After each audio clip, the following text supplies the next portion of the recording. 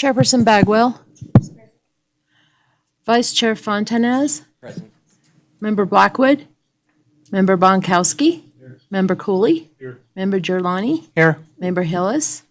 Member Howell. Here. Member Keller. Here. Member Robinson. Here. Member Tussey. Here. Member Schutte. Yeah. A quorum's present.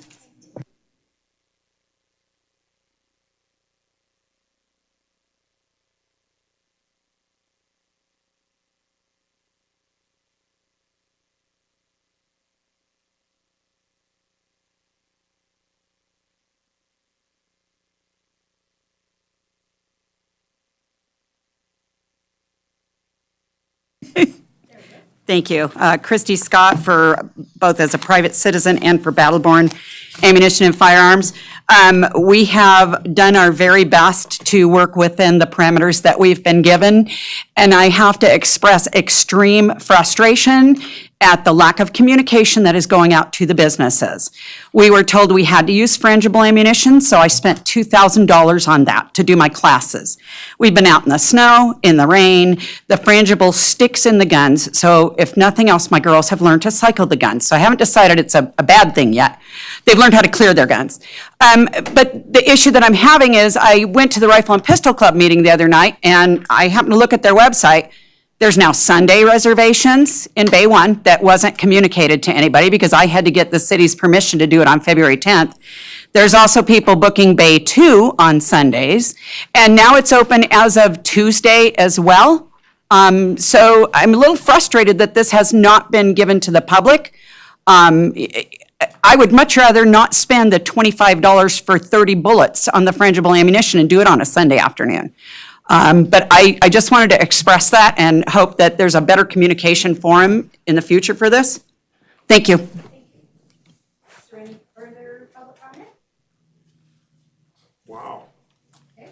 Mm-hmm. Seeing none, we're going to move on to the first agenda item then, which is the approval of the minutes. Do I have any comments, corrections? I would like to point out that it says it's for the board of the library. I'd like to correct that to reflect what, Our name? yeah, the range committee. Any other? None, I'll take a motion for approval as amended. Motion. I make a motion, One of you gets to do that. I'll take him as the first and I'll second it. Okay, I have a motion to approve the minutes as corrected. Nick was the maker and Sean was the second. All those in favor? Aye. Any opposed? Motion carries. Thank you. Ms. Budge, do I have any modifications to the agenda? Any members of the committee? Supposed to adjust to you, but I'll move it closer. That's okay. We're learning these new microphones. Okay, so no modifications. Then we'll move on to item 3A, which is discussion and possible action to make recommendations to staff of the Parks and Rec Commission on the operations of the rifle and pistol range and provisions for the future range use agreements with a presentation with Jennifer and Mr. Carver. Thank you. Ms. Budge? Thank you, Madam Chair. Jennifer Budge, Carson City Parks and Recreation Director. We had some requests to have a good open discussion about operations, given that our current agreement with the Carson Rifle and Pistol Club, we've put in notice we'd like to terminate that existing agreement. It'll expire on April 16th of this year. We need to discuss what does that future operation look like, whether in a temporary capacity or long-term capacity. What are the needs out there as we try to address all of the issues in the safety reports as we move forward. So I asked the Carson Rifle and Pistol Club to come and provide just a brief presentation and overview of what they're comfortable with based on their resources and what they're able to provide. Obviously, our agreement that will be no longer is over a 20-year agreement, and it's really just not reflective to what the operation is today. So we want to make sure that it's accurate and it's something that works not only for the city, but the club and the members of the public. So we thought we'd just do a brief presentation and then have an open dialogue about what the terms of that agreement might be. I'd like to have a draft agreement for the Parks and Recreation Commission on the first Tuesday in April. So feedback from all of you would be helpful, and then we'll continue to work with the club and the DA's office on a draft agreement and try to move that forward by that deadline. Mr. Carver? Madam Chair, members of the committee, my name is Chris Carver. I'm the president of the Carson Rifle and Pistol Club. Since the range closure in November, we have provided RSO support to the range to enable the public to access the facility. This is outside the scope of our use agreement. To date, we have provided over 230 man-hours of expert-level range safety officer support at the facility. We provided administrative support for commercial and group reservations in excess of 150 hours. Over 112 hours have been dedicated to commercial users accessing the range since the restrictions were in place. This is outside of public access. And over 20 hours dedicated to organizations other than the club operating on the range, specifically IDPA and other small groups like the Sierra Gun Club. In addition, we participated in numerous meetings with Parks and Rec on this subject, trying to move the ball forward since the closure of the range.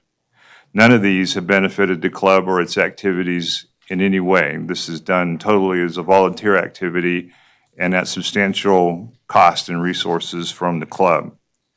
We voted last month to adopt a more community service structure for our support to the range. This is contingent, however, on us receiving reciprocity to some degree from the city to allow us to conduct our activities. To accomplish this activity, we've trained over 10 additional RSOs in the last 2 months, and we have a process developed to train more RSOs depending on what the new range operations will require.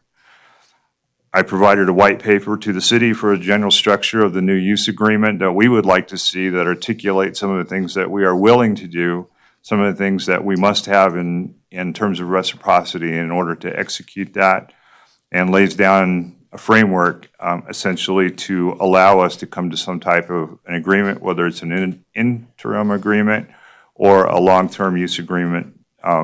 We would like to see something in the scope of 2 years, considering the financial investment our members have.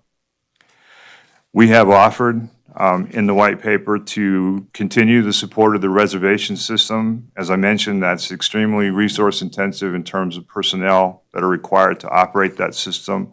There's a minor IT overhead, but it works, I think, in large part, is constantly evolving as we try to get away from single source IT support. But I think that it works generally for the users that need to use the reservation system. We have assisted the city in developing a user education and access process, or user education program, and one of those was a slide. I didn't bring it with me. I don't know if Parks and Rec has it. It was included in your packet on the first page of one of the handouts. It's the do this, not that statement.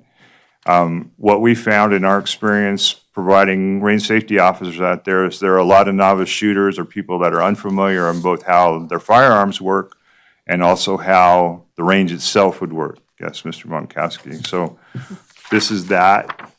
It's posted on our website. You'll notice that it has Parks and Rec's logo on it because we do want education and policy to come from the city and not from the club. We are not essentially your enforcers, but we certainly are articulating the rules that are set forth by the city. We want to assist the city in operating the range with range safety officers, some entity of a range manager, volunteer, or coordinator process. We will provide expert level technical advice and assistance. We have range specialists, we have certified safety officers, we have chief range safety officers, and most of the people that are doing range safety officers are also NRA certified instructors. So we have a high level of capability and education within our club, and we're willing to support city operations with that. In conjunction with that, we would like very much to have the city adopt a novice shooter education program as part of the access procedures. And the reason for that is listed in the range source book under Article 1. A properly designed and well-constructed physical plant does not guarantee a risk-free operation, nor does a well-written document spelling out safety rules and regulations create a safe environment. We believe that the issues that have been taking place on the range are 10% physical structure. There are some things that need to be done out there, and everybody has talked about that at length. But the 90% of the issue that causes projectiles to leave the range is a shooter behavior issue, and that can only be resolved with education and oversight. As I mentioned, the club has derived zero benefit from our participation with the city and the reservations process in providing RSOs. All of our matches were canceled. We believe that the structural improvements are only a minor part of the problem that allows projectiles to use the range.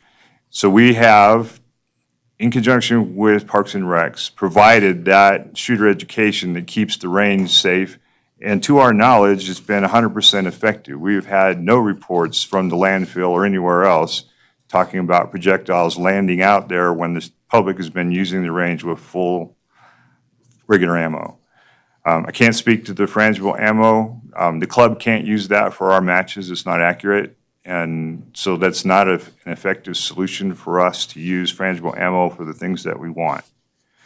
I have submitted a request to conduct a match on Sunday, April 7th, to take 10 of the covered bays and 10 of the uncovered bays on the rifle range so we can conduct club activity, the thing that we were chartered to do in our bylaws. So since the suspension to November to now, we have not been able to do any club shoots. If we can't get some reciprocity from the city to allow us to conduct matches, we'll have to conduct those matches elsewhere. And there'll be no reason to provide support to the range. And if we do that, we do believe that there'll be no way to allow the public to access the range. We are the single most effective mitigating factor that prevents bullets from striking anywhere outside of the range. And unless there's an alternative to that, I don't know what it would be. That concludes my presentation. I'm not trying to be adversarial here. What I am trying to do is tell you that we have a high level of professional involved in shooting sports. We definitely have that with the novice shooters that operate at the range. I think personally that the restrictions on the range not operating Tuesday through Saturday, unless you're using frangible ammo, is overly cautious. I think that we have solved essentially the issue of why bullets were leaving the range. It's in the handout, and we're making a very good faith effort to extend the use agreement with the city. We want to help, but we can't continue to do it basically as unpaid labor or unreimbursed labor for the range or for the city. And I think the impact on the public, which has been understated repeatedly in media releases, is such that if we don't show up, they can't show up. And that's not good for anybody. That's all I have to say. Questions? Thank you, Mr. Carver. Is there any questions from Mr. Girolani? What is your definition of reciprocity from the city?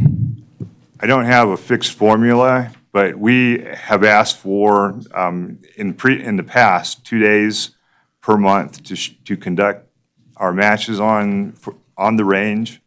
And right now, we're only asking for one.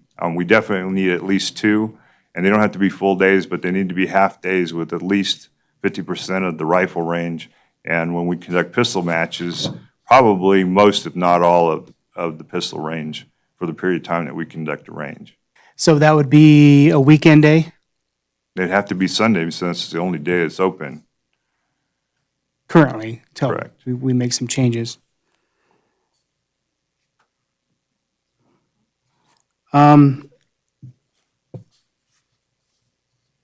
Would it be possible to provide your current list of RSOs for the city to see who would be eligible to go out there and I guess, for lack of a better term, babysit the public? Is that what you guys are wanting to do, or? Well, we do that. Yeah. I know you guys are, that's my question is if you're, the reason for the closing was the concern of ammo leaving or rounds leaving the range. Correct. So, and then the definition, or not the definition, but the reason for the range safety officers to come up was defined as a concern that the public was not adhering to the rules. That's not necessarily accurate. The reason why Explain to rounds me were, what's accurate then. the rounds were leaving the range because of improper usage of firearms.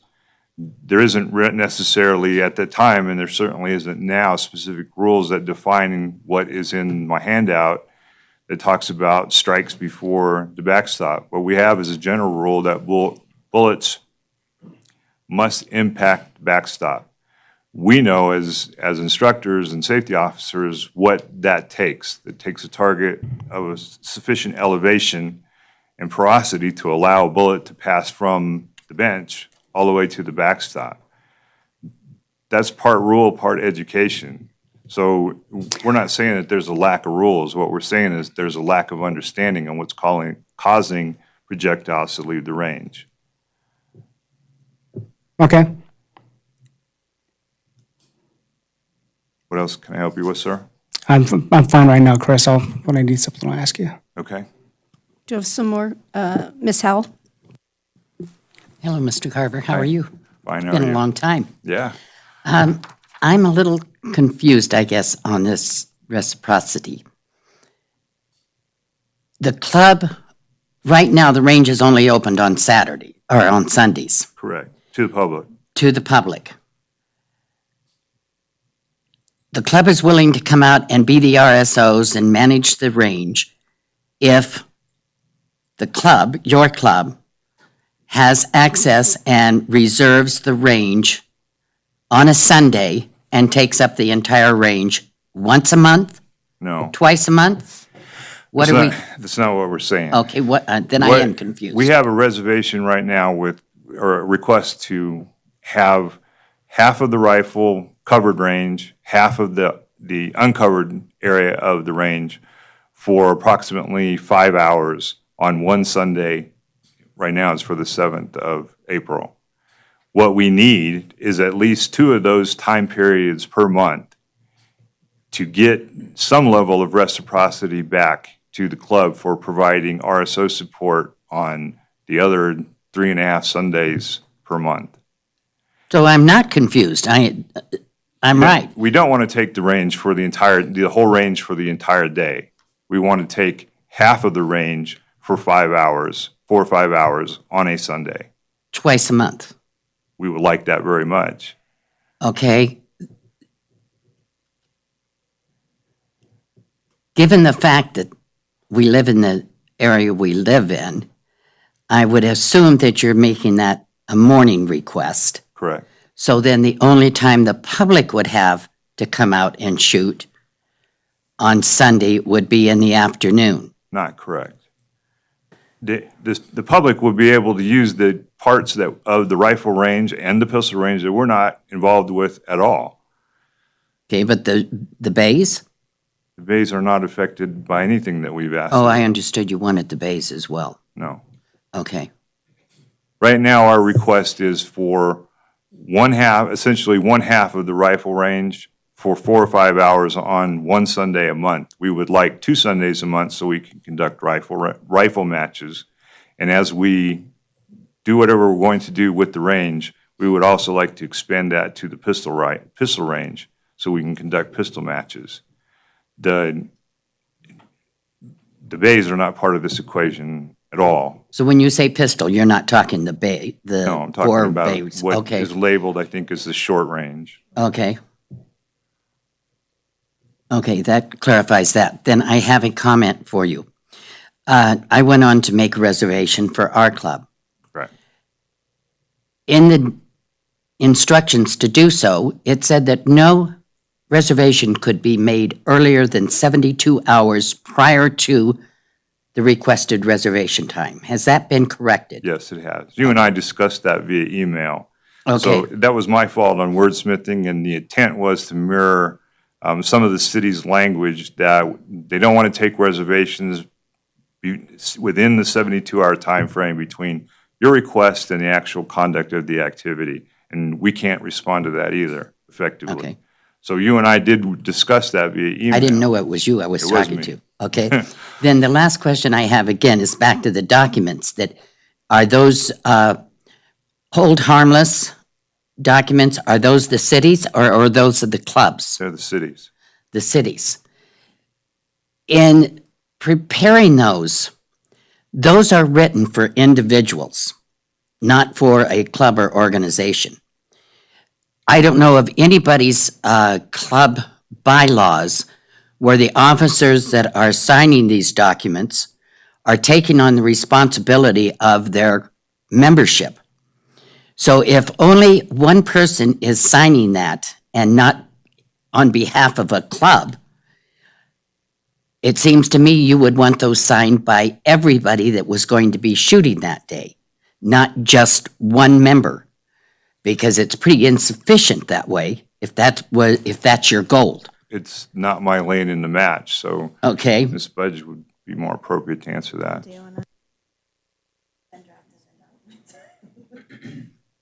I believe that you're correct. I didn't draft the current release, so I wasn't aware that everyone wasn't signing it. Was this Jen, was this the one that Dan drafted? I'm just for clarification. So we're talking about, there's two forms. One's the acknowledgement for frangible ammunition, and the other one is the one we received from Dan Yu, which is the hold harmless. And keeping both the club and the city acknowledging, to not take action against them. So I believe that we would want organizations that are holding the shooting matches to sign one as well as individual participants. And we can adjust the forms if it's a simple wording issue. Absolutely. We can work through okay, that. then I'm going to agree That's- with. Yeah, the club didn't create those forms. We're just asking them Okay. to enforce the filling out to, of those to forms. take care of them. Then I'm going to agree with Christie and with Mr. Carr. Our club is not going to be coming out to the range to shoot at any time with frangible ammunition. I've had all of our members research it, and they don't want to spend the 2 hours that we're going to be allocated out just clearing gun jams. And that's exactly what they're going to be doing half the time they're standing out there. So unfortunately, I don't see us using the range as long as that's a requirement. So So it nullifies the whole use of it for us. I just want to clarify that frangible ammunition is not required on Sundays. So if you have one of those reservations, we've allocated a bay because we heard from everybody that a bay needed to be allocated for that. We responded to that. If you shoot on Sunday, you don't need to use frangible ammunition.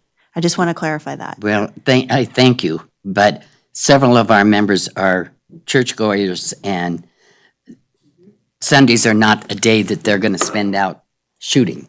Yeah. They're going to be with their families in church. Yeah, So- and just the only day we picked Sunday wasn't to pick on Sunday, but that is the day that the landfill's closed, so.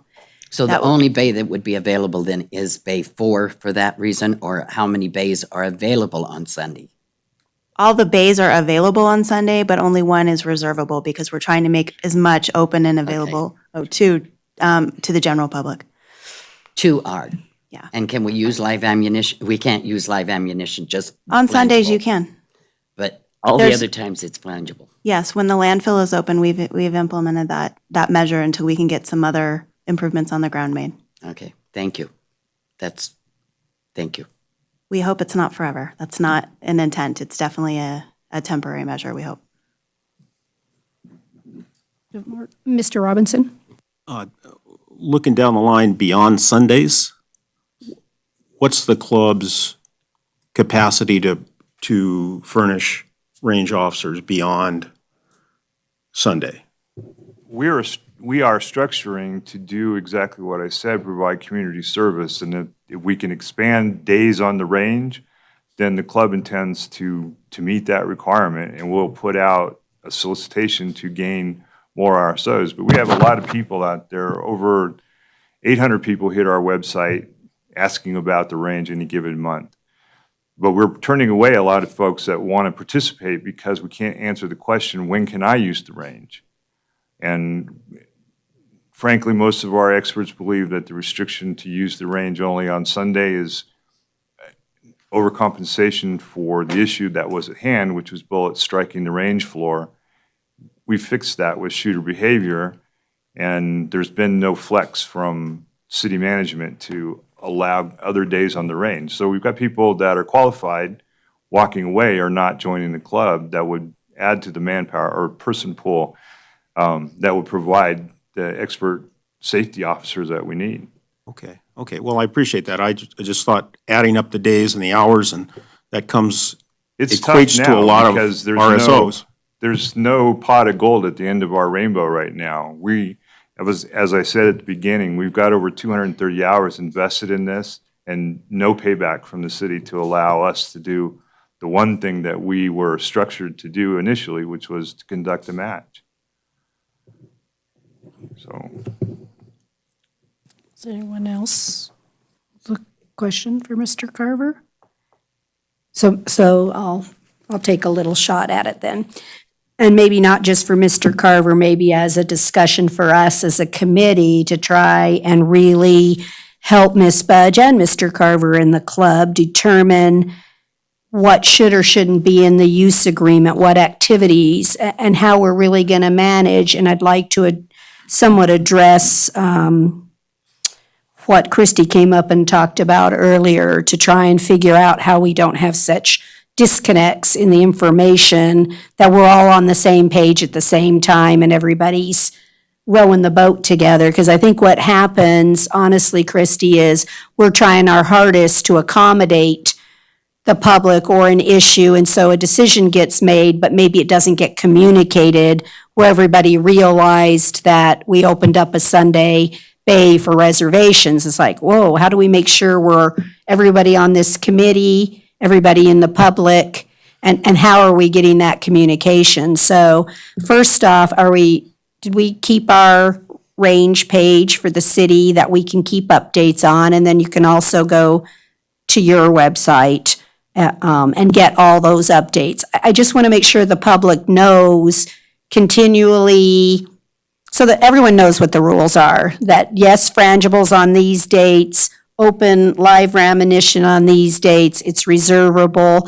I'm getting a lot of pushback in the community that they just don't know what the current rules are. So if we can just make sure that the two websites are in concert, that they're saying the same things at the same time, and that's the source, and maybe updates to the paper, to anything that we can to help communicate everything. So that's one issue. So then Mr. Carver's indicated that he would like to request 2 Sundays a month for half of the short range and long range for 2 Sundays. What impact is that to the public? So on the last, 5 Sundays, how much impact would that be? Is the public using the short range and the long range on the Sunday? And it is essentially a space management issue. The way that it works is that I show up at the range or you show up at the range and we spread out and we do our thing. And then if it's reserved, then our general use becomes in a smaller area. But right now, because it's winter, the impact on the general public is minimal. As we move forward into the summer, if we stick with 1 day operating, it's going to be huge. And those of you that shoot on the bays know that you've waited hours sometimes to get down there to do tactical shooting, which we don't allow on either of the upper ranges. But we're extremely efficient when we conduct a match. We're in and out. It takes us 4 or 5 hours sometimes to do setup and teardown. But during that time, other people can shoot, and we just synchronize our cold range in there. So yes, there would be some impact on the public, but it's minimal. We're still shooters, and you have to keep in mind that the people that are on our club are also public citizens. So if they were shooting in a match versus shooting independently as members of the public, it would be transparent to anybody else. But the fact that it's organized by us makes it an issue, I think, in terms of perception. And we've been manhandled repeatedly in the press about our activities at the range, but And Christie's comment's well taken, that they're not getting noticed. But as I've worked with parks and we've made changes to adjustments to the rules and access process, those are updated on our page as we speak. And we're doing the very best that we can. But do we notify Battleborn, for example? No, the answer is no, we don't do that. And we do need to make a better effort in notifying the public about access. But I will tell you, that is not our responsibility. I get that. I'm looking for, as a team, though, how we're going to do it. And that's really what I'm If you ask after. us to do that, then we will help you do that. But I go back to the reciprocity thing. We are so far, if you were looking at this thing on the scale, we are so far in debt, so to speak, that our members are frustrated. I see more issues than that. So one, that we as a board need to give direction or assistance or recommendations to the Park and Rec and to Ms. Budge. What do we want to see in the use agreement? I think I heard you, unless I misunderstood, that you were looking at trying to get a 2-year, and I think at the prior meeting, we were talking about, do we do a 1-year agreement to get us over the hump? And so I'd like a flavor of discussion here today is what do you guys think we should be looking at in the use agreement? What elements, who should have what responsibility, and as Mr. Carver has asked for, what trade-offs or reciprocity do we think should be in the agreement? Madam Chair, I'd like to speak to the timeframe and what we're willing to do. An interim agreement, I think, is entirely in both parties' best interest to get us a year's extension under some general language that will give us the minimum things that we want and the minimum things that the city expects.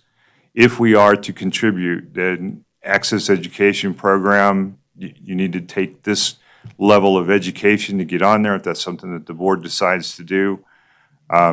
Or there's some access control process in there. That's something that my membership has to vote on, whether we're going to step up to that. So you can ask for it in the use agreement, and if we can't get there from here on a 1-year plan, a 2-year plan will require that we commit substantial resources to making at least those 2 activities more prominent in our membership. So you're asking average RSO courses 150, chief RSO courses in the neighborhood of 400. Just one Saturday is almost $1,000 in trained professionals to show up to help the public access the range. So asking us to do that year by year is a bridge too far. If we can get an interim agreement while we sort it out, that's certainly I think in everybody's interest. But a 2-year agreement to have the kind of investment that we have in that facility is going to require a longer agreement. I'm going to ask you guys as the board, do you want to go subject by subject to talk about the length of time?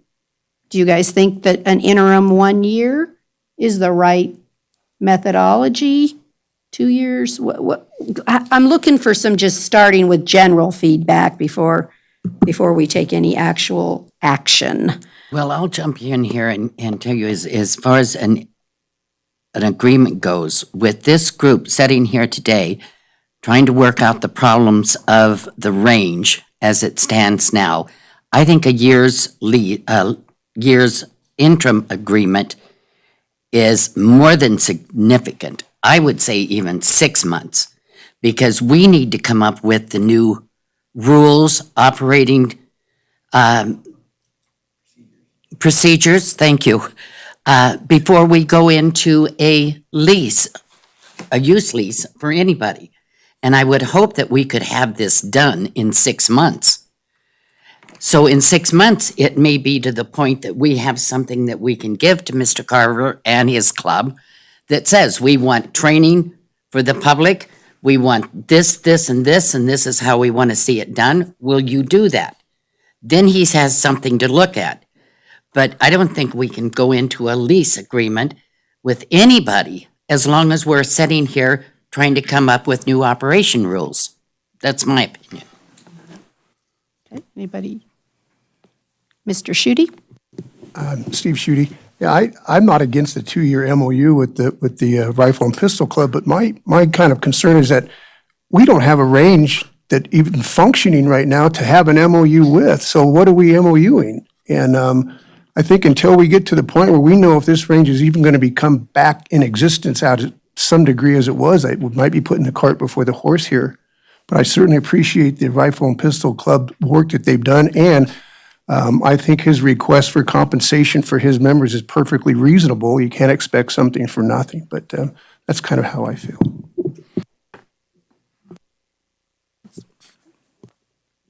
I'm Terry Tussey. This is exactly what I was thinking, what Steve said. And you've got monumental problems in trying to keep things open, but there's nothing to hold open. I mean, I'd like to see that go away first, because it wasn't there before and it worked fine. What I'm saying is, years before, now we have a problem that we can actually get our teeth into, and we're not. Mr. Girolani? The concern with working with two big groups, when we started this project, it was to fix this problem, and it seems to be there's still an outside entity moving along at its own pace. Yet we've come together as a group and we've solicited help from the Department of Wildlife. One, to create a financial base so we can pay for things, so we can pay for ballistic sand, so we don't have a hard surface that the rounds are bouncing off of. These awesome ideas of barriers for rubber, recycled rubber and tires to be established out there, and now educating and having a presence out there to enforce these rules. So it seems to me that we're, I guess, again, putting the cart before the horse, but we need to address these first set of issues before we move on. Like Steve said, I certainly agree with you can't do something for nothing and give it back to the gun club, but if they're in control of the reservations and they're the only ones reserving bays every week, then how's anybody else going to get a chance to go out there? You know, and it's one day a week that is open to open ammo, no restrictions on ammunition. So you're going to have a lot of people going out there. It becomes, and I can see where the hostility of the public comes into play, because now they're seeing only one group getting not necessarily preferential treatment, but that is the perception. And that's the concern. Nick? So my question would be if we don't have enough days on the range, but if we could get another day where if we could get you to shoot on another day to have your shoot because you have the RSOs, you have the insurance, and leave it for the public on Sunday, is that a possibility at all?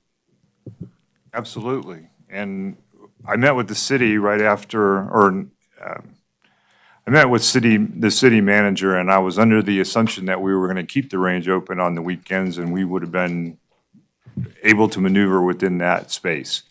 And then the following day, the range was closed on Saturdays at the direction of the city management. So that took us unawares. Everybody's been funneled down to this one day, and yes, we can. We can conduct our matches on Saturday with with regular ammunition and be just fine. As I repeatedly stated, the issue is improper use.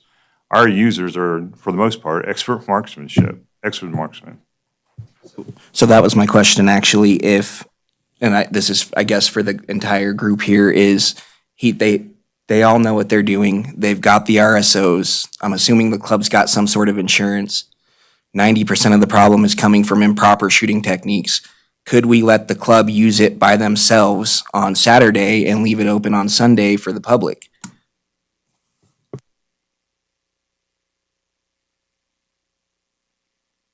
Is that all you? That's all I've got. Okay. Anybody else have a thought, comment? Ms. Howell? It's me again. If we're going to open it on Saturdays to Carson Rifle, then, and they only take half the bays and half the shooting range, then technically we could open it up to the public as well on Saturdays. Which is what we. And we're talking live ammunition open. We're not talking flangeable ammunition. Because that's, quite frankly, out of the question. Mr. Tessie. That's more than he's even asking for, because he's asking for, not getting now, but asking for half the range once a month is what he Twice. proposed. No, he said he's got that. And he said he would like to get 2 more days. But let's move back. He's a businessman, but is not well known that I am too, and that we use the range almost daily, or did. And for my business. So I think that the frangible ammunition was only brought up so that they could shoot the 2 through 4. But we could, my idea sounds a little frivolous, but take those little stakes that we see decorating our streets where our boys go in to dig the place up. You could run those on the rifle range, but you could just move them over. And we're not digging a hole, not doing anything, just wandering out there. And from those benches, it's easy to see. So moving it over 12 degrees, whatever you have, is easy to do. I mean, we need your guys to help, but we start shooting over there and put observers, guys who dance and weave and duck real good, get up on the top of the hill and see if there's anything coming over. Do the same thing with the pistol range, the covered range, and you can see whether anything's coming over. Thanks. Thank you. I just want to point out that the difference between letting the public shoot on Saturday was that they had the expert, they had the train. Nobody on Saturday would have been a novice shooter. So they would have had an RSO watching over them as well as their own insurance. I'm assuming that the club has its own insurance for its shoots versus the public does not have their insurance. I'm thinking of the liability aspect from the city. That's why it's not open any other day. To get a reservation out there, oh, I'm sorry, I'm green. To get a reservation, you have to have the liability insurance for both the club and the city. So they're covered with the insurance, and now we've got the waiver to also sign, which I think is double duty when you're providing the insurance anyway. I don't understand the need of the waiver, but nevertheless, that's there. Don't sue us, but never mind. Go ahead. Oh, okay. Yeah. All right, well, Identifying this, yeah. but that's why. So that's all I'm asking is, can we open it up to everybody on Saturdays for reservations? If they've got the insurance, they can't reserve without insurance. So So if I'm reframing, just so that we're all, again, talking on the same thing, is whether or not, well, I'm gonna even be more honest. So why can't the range be open Monday through Saturday for reservations with an RSO or a chief manager or somebody? Because again, you're saying that, or what I'm hearing is, these are people that are expert shooters, not the general public, not the novice, not just a general person going out. You're controlling the shoot and making sure all the bullets are hitting the backstop. I mean, that's in essence what you're trying to achieve. And so why can't it be reservable only Monday through Saturday and the general public is only on Sunday? I mean, is that really what we're getting to? And is that what you're trying to say, Mr. Carver? Is that you really think it's an education thing, not novice shooters and people without experience is the reason we have bullets leaving? But if you had these controlled shoots, I do think that you had bullets leaving the range because of novice shooters not shooting correctly, not inexperienced marksmen, if you will. I am not it's your rules. You make them have sometimes over my objections, but the point is that the club, like Miss Howell's club, are experienced shooters. And the CCW classes, and I want to give you a little bit of math here, is that, as I said, there's 112 hours of commercial use since November. Less than 90% of that went to clubs. So the experienced people, and the majority of that was CCW or other kind of training that commercial activity was sponsoring. So that needs to be clarified. Is that if you're going to open the range to, I'll just use the day, Saturday, what is the level of expertise on the range? Well, we provide, as you mentioned, our own insurance and our own RSOs to conduct our matches with shooters that are above average. I want to not give any super expectation there, but we know, as I said, know why the bullets are leaving the range. We don't do that. If you open the facility to people that don't have that same level of education, then your risk increases. If you're willing to accommodate that, we'll try to provide the support that's necessary to give more than the Sunday RSO experience out there for the general public. But as you mentioned, the majority of this is not club and it's not clubs, organized groups, it's commercial activity. And I think that's unfortunate, but I think that the solution to that is to recognize why the bullets are leaving the range in the first place. Does that answer your question?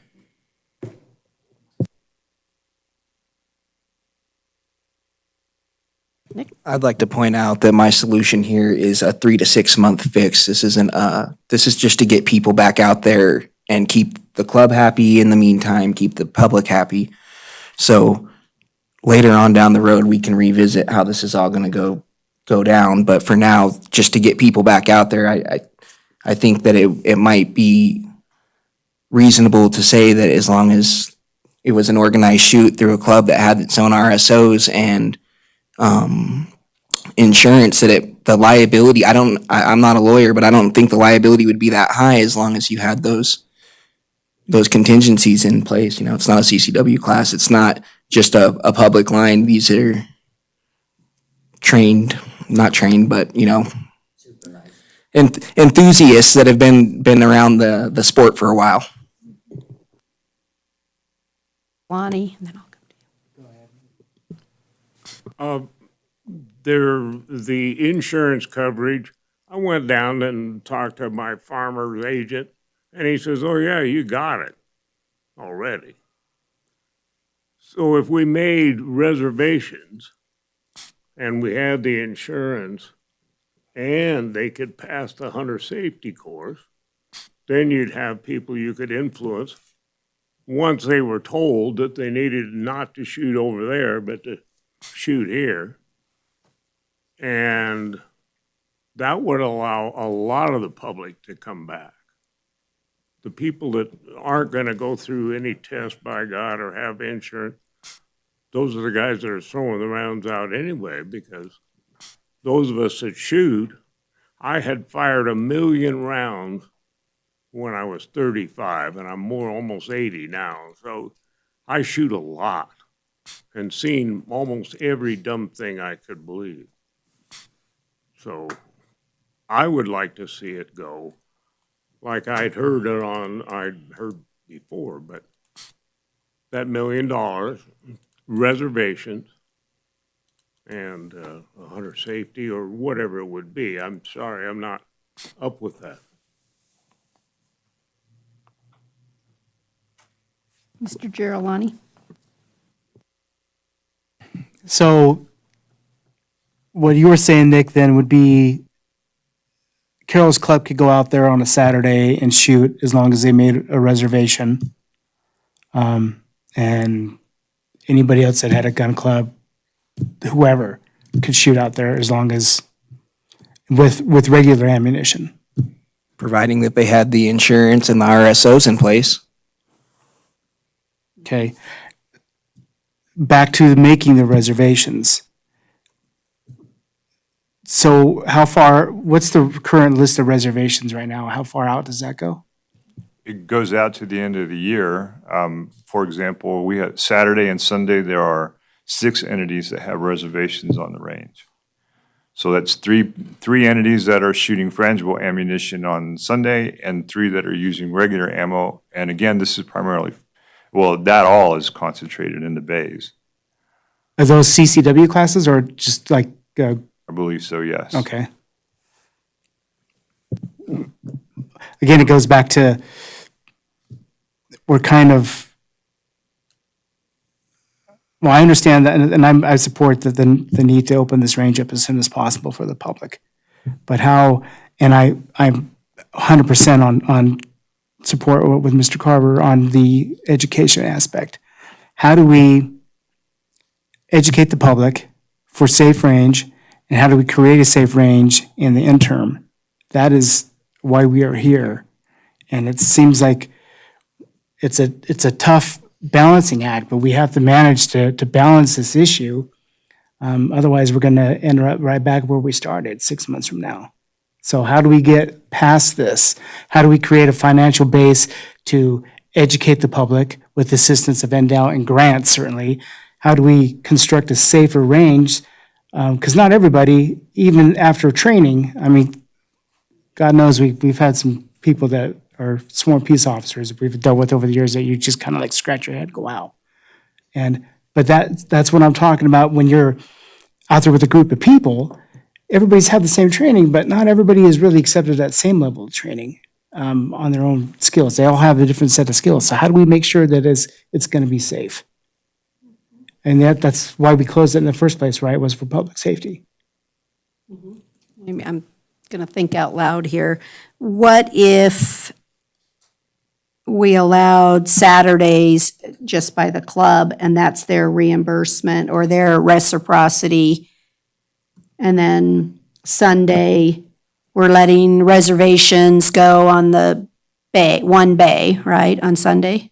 For the other clubs, 2 bays?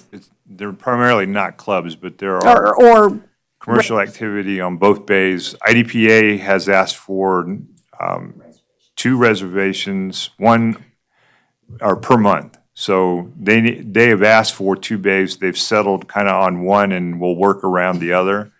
But there's 8 hours per day, per Sunday that IDPA wants to use. And these, again, are experienced marksmen for the most part. So we're not talking about novices just buying a gun as sportsmen and coming out to shoot.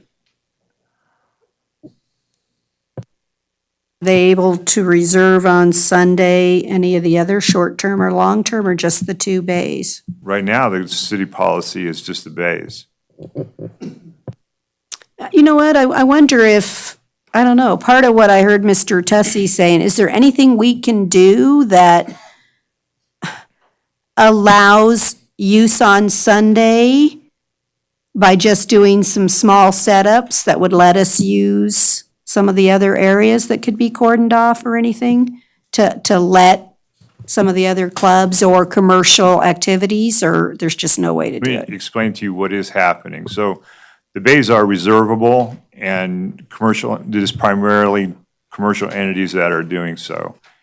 On Sunday, until recently, it was only 1 bay and it's now 2. And that was posted the day that we got the decision from the city that there are 2 bays available. But what is happening is that CCW classes that don't want to make a reservation for whatever reason then show up at the pistol bay or pistol range to conduct their classes. And they have a 4-hour requirement to finish their CCW. So there's a lot of money that's involved, both from the general public that's taking the class and from the instructors that put on a class. And we've accommodated that, and the general public has been not appreciative of it, but they've certainly been accommodating to the commercial entities that use that. But they've been using the pistol range, short lane, to conduct classes on an ad hoc basis. And the same goes for some of the bays also, but we've had some bad weather contributing to surface conditions, so.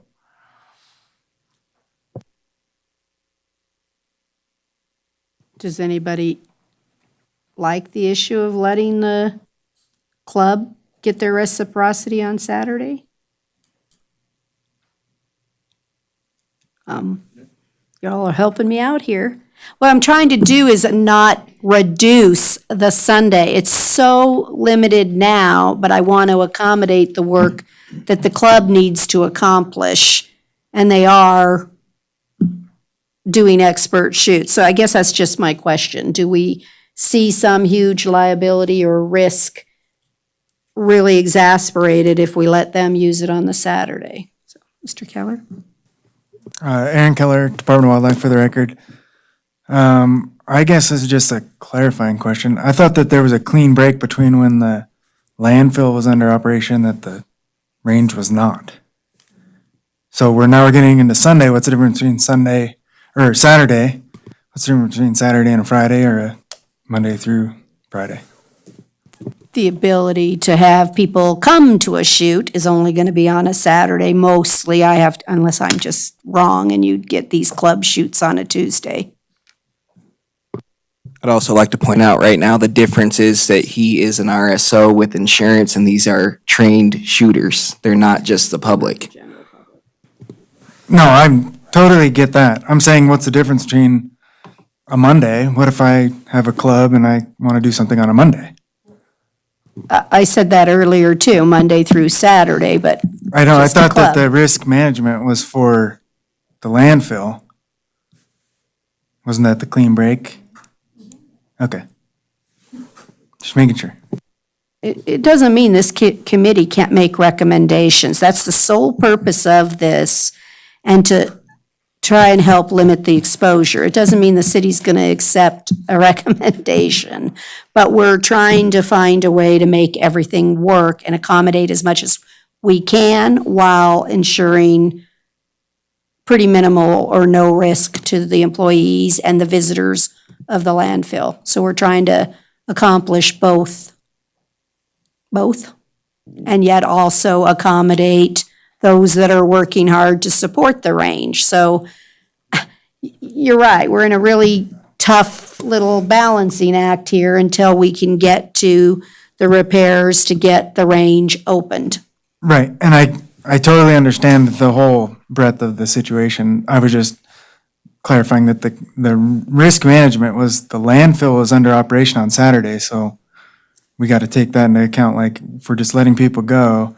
Also, I guess another question to the group would be, an RSO is an RSO, right? So if I have the same qualifications as anybody in their club, but I'm not necessarily want to be in their club, where does that fall as far as somebody from the public?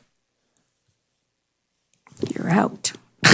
I mean, I was solely looking for reciprocity only and trying to deal with one issue so that I don't end up losing half of the range on 2 Sundays a month, because we have such a limited time for the public to get to use it. And I think Mr. Carver's right, maybe the bad weather's been a blessing, so we don't have as much pressure right now. But as soon as the good weather's back, we're gonna have a lot of pressure with Sundays. So I guess it's just a question I'm throwing out there. If they're so good and he knows their bullets aren't going to leave the range, which is the actual issue at hand, is bullets leaving the range. Right, and I'm not trying to play devil's advocate, but what's the difference between my marksmanship and somebody that's in a competition, I guess?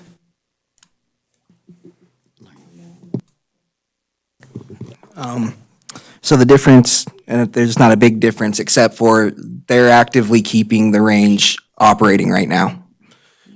We're trying to help them so they can help us.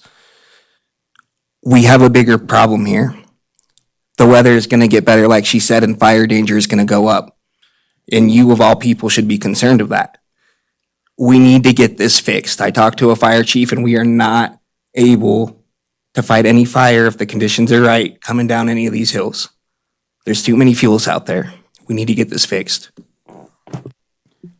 Lori, may I? Ms. Hell? Jennifer, I guess the question has to go to you first. If we're concerned with the shell's going over. Mr. Carr is saying they're not going over by qualified shooters. Then can you open the bays and allow them to shoot? Knowing that, since the park department's going to have the final say on this, if we limit this to the ranges, the bays, and they come out to educated, trained, insured, RSO provided groups, can we reopen the range?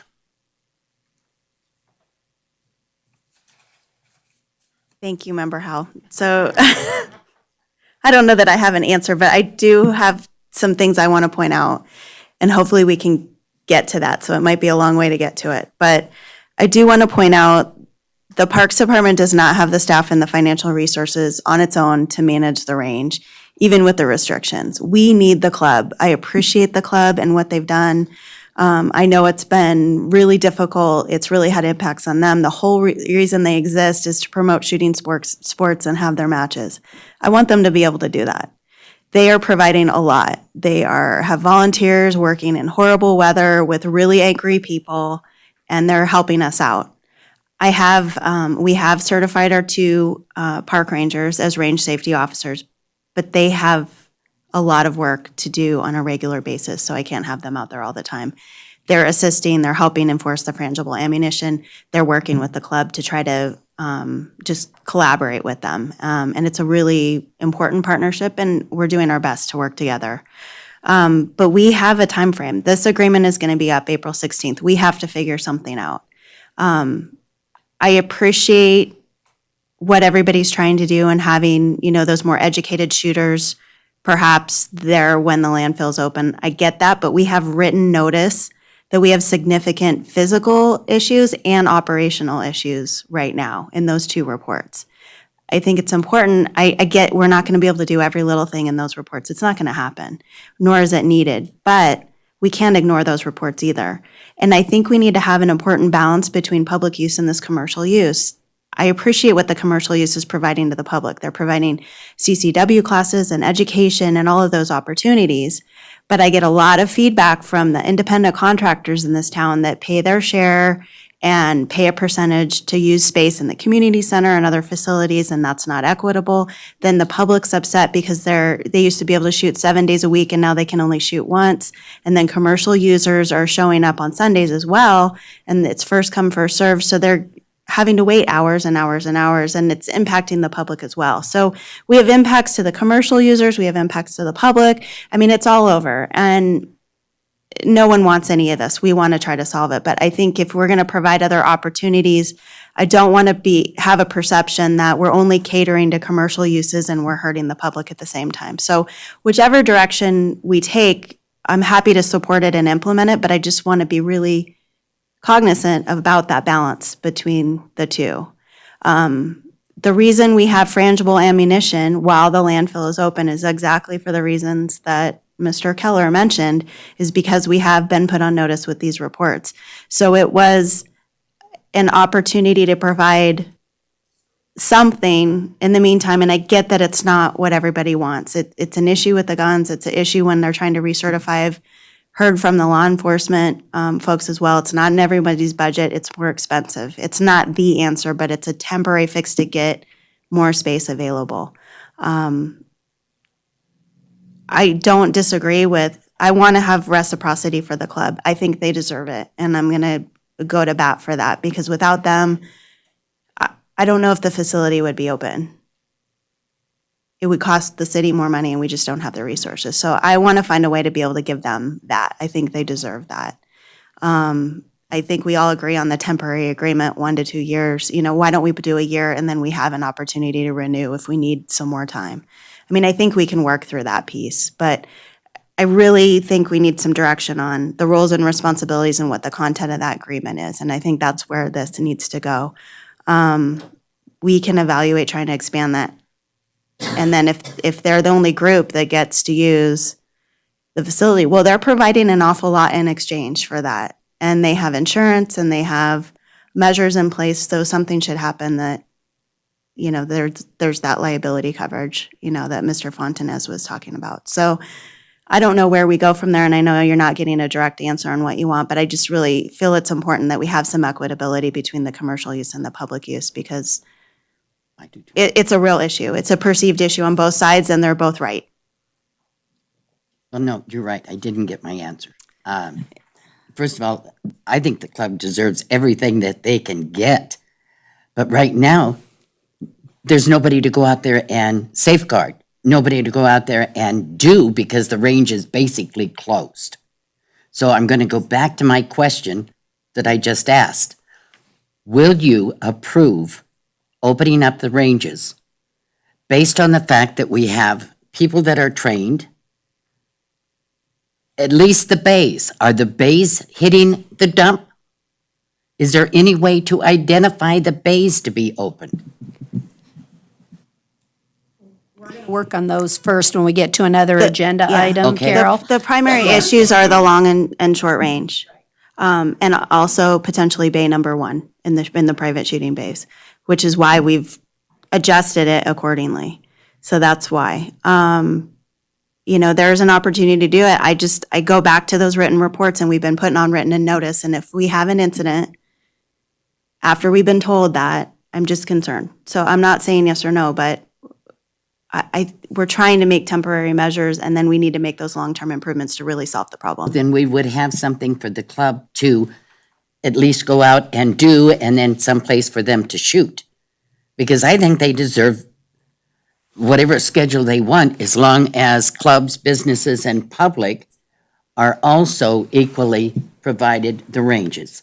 And if we can open those, great. So it's two different things, though, you're mentioning. It's reciprocity for the club. So if they were to come shoot on a day other than Sunday, whatever that is, with their expert, staff and twice a month and with their insurance and all that. But then if we open that up to everybody is sort of where you were talking about. So that's what concerns me.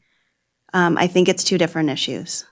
But if you open up for them, then everybody else is going to want that. And it's just, there's more chances of something to occur, even if they are trained and insured. Not the club, but I mean, if you open it up to everybody 7 days a week.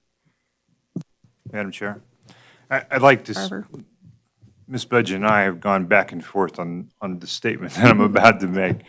And that is that neither of these two reports say that the range, the physical structure of the range is unsafe. Is there room for improvement? Yes. I think everybody agrees that there is, but it's not unsafe in its state.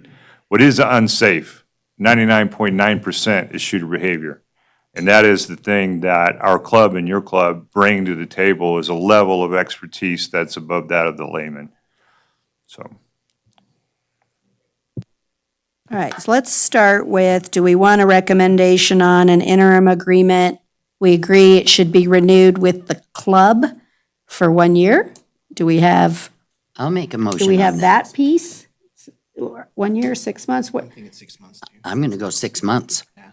And I'm going to make a motion that it goes 6 months, only because this group is sitting here trying to put rules for safety together that should take effect immediately. If we go into one that is a year or 2 years, 6 months from now, we're going to have to say, you guys have got to come back in and renegotiate, because this is what we want to do.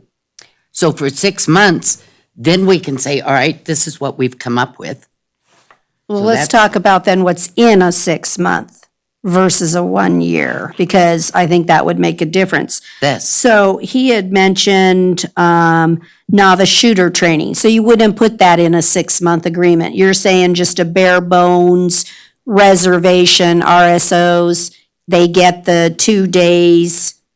And we can talk whether or not, I personally would like them to shoot on the off day as the club only. That's their reciprocity.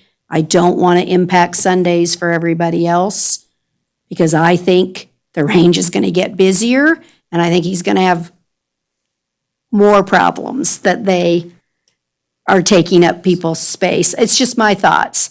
But that then those other issues of discussion would go in the long-term agreement, or discussions that we have about, should you do novice shooter training before you can go on the range, or I'm not sure how you'd control people. You're gonna have somebody at a gate that you have to show a card to get in. I don't know. What's your thoughts on that, Mr. Robinson? No, that's what I was thinking, getting back to what Aaron said about differentiating shooters. I'm thinking of the entry into East Germany, and you have to show your papers before you get in. I think that gets, as a former regulator, that gets real tough to do. I don't know quite how you do it, and I think going down that road would probably not be where we want to go. Nick? Could a release of liability work for the shooter himself? The shooter themselves? So that you mean the club member they already have insurance and everything posted with us, but you're saying they'd have to do that individually, each have to sign the release? Right. I think that's fair, too, right? If you're having one of your shoots, Chris, you would have them sign that hold harmless agreement. The shooter. I think in your that- packet anyway, when they sign I think that's up. superfluous, and I think the reason why the admission or the assumption of liability is in effect is that a CCW class, that individual has insurance for his company's operation. Those individuals are still separate entities. Our shooters are club members and are specifically covered under our insurance. I mean, I assume that we can do They're covered it. under your insurance, but it doesn't mean that an individual would not sue the city. Anybody can sue anybody. Well, that's what I'm saying, though. I'll shoot that one over to Ben. I'm trying to get you the accommodation and the reciprocity, but I really feel like, unless I'm wrong, and Ben can fix that for me, whether or not they should, if he's gonna have 100 people come do a organized match, should they not have to sign the hold harmless agreement? So, Just generally speaking, the hold harmless or an indemnity waiver won't necessarily eliminate all risk that the city faces. So it's good if you have members signing it, but even if though they have insurance and, they sign the waiver, that doesn't mean that the city, is completely absolved of liability. So I just want everyone to understand that as we're talking about this, and you're asking, well, why can't they just have insurance and an RSO and a waiver and we're good? Well, because as Jen pointed out, we are on notice of these issues. So, there is still liability because we're aware of issues. So I don't know, with the club, there are shooting events, having each shooter sign the individual waiver, I don't know that that's necessary. It certainly couldn't hurt. But, just having that doesn't necessarily eliminate liability for the city. I mean, we try to make the language of them as broad as we can to encompass, scenarios that we can foresee and that are unforeseeable, but it can't reach everything that might happen. its purpose is to reduce the potential liability that we have.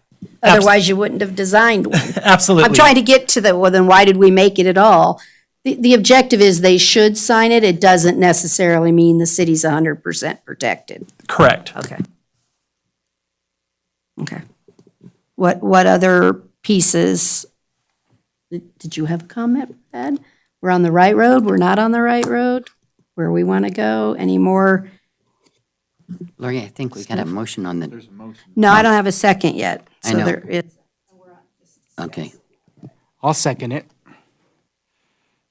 And the motion. to have a 6-month agreement with the rifle and pistol club. What else is it? What's in it?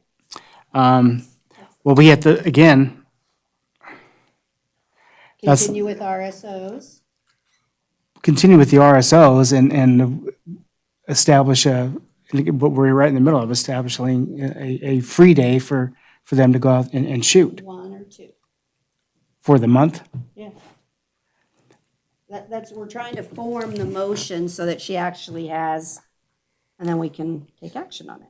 So he asked for two. Well, they're asking for 2 in the long term, so for the short term, maybe just the 1 shoot. That's what he's asked for on his day to show the club good faith for all the hard work they've done for 6 months so we can figure this out.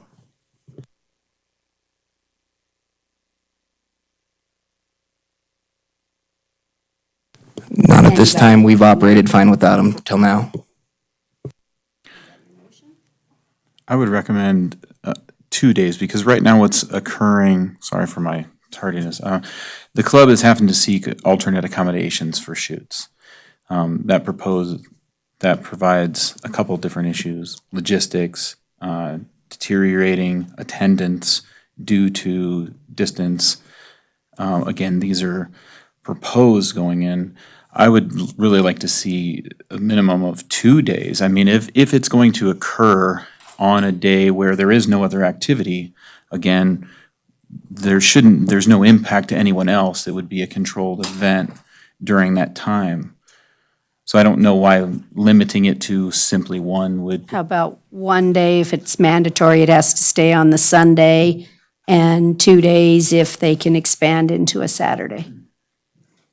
I think that's acceptable. You know, I'm Well, I I'm think very that's- concerned about the public and I agree. finding our, No, I agree. Facts. I would motion to have 2 days Saturday. as discussed on an alternative day or 1 day on a Sunday.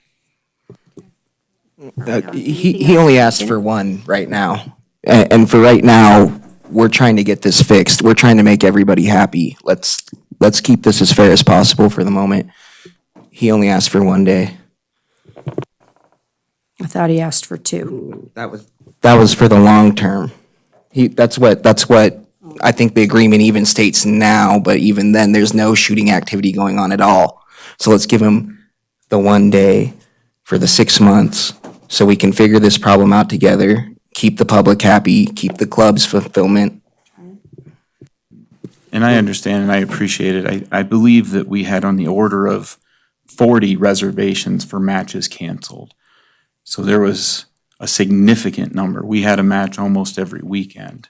So now reducing that days down to 1/4, that's why I would request, and my understanding from our recent club meeting was there was one particular match was an immediate need, meaning within the next 14 to 21 days. Long-term to us is honestly beyond that date.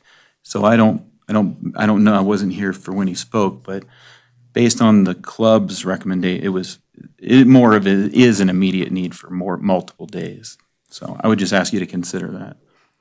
All right, how about this? How about if I amend my motion to take the immediate need for the agreement to be a 6-month interim agreement, so until this group comes up with the operation schedule, rules, whatever, with restitution, as long as the range is only opened as it is now, to 1 day a month.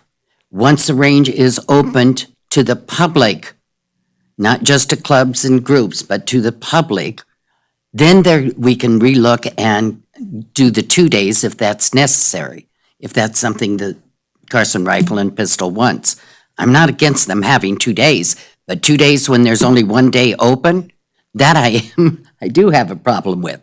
So once the range is back open, then we can increase that. The motion's a 6-month interim agreement, continue with range safety officers, and they get a 1 day, You might, sorry, and the club gets a 1 day reservation match shoot. Is that so far? And Mr. Giralani, are you the second? Yes, I second that. Okay, is there any further discussion on that? Madam Chair, is that 1 day a week or 1 day a month? Month, Thank you. month. I have a question. Would that be fall on a Saturday or a Sunday? Right now, One it may day- only be a Sunday.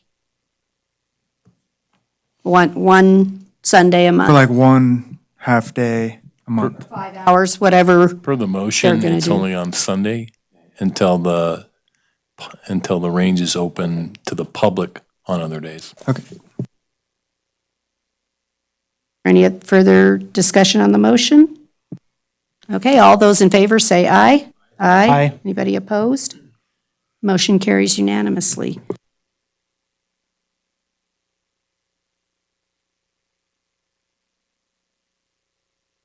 Thank you, Mr. Carver, for your presentation and the club's hard work. Thank you. Very welcome, and thank you for hearing me. Going to move on to the next item, which is a review, discussion, and possible recommendation to staff regarding the use of range safety officers. Ms. Budge. Thank you, Madam Chair. Jennifer Budge, Parks and Recreation Director.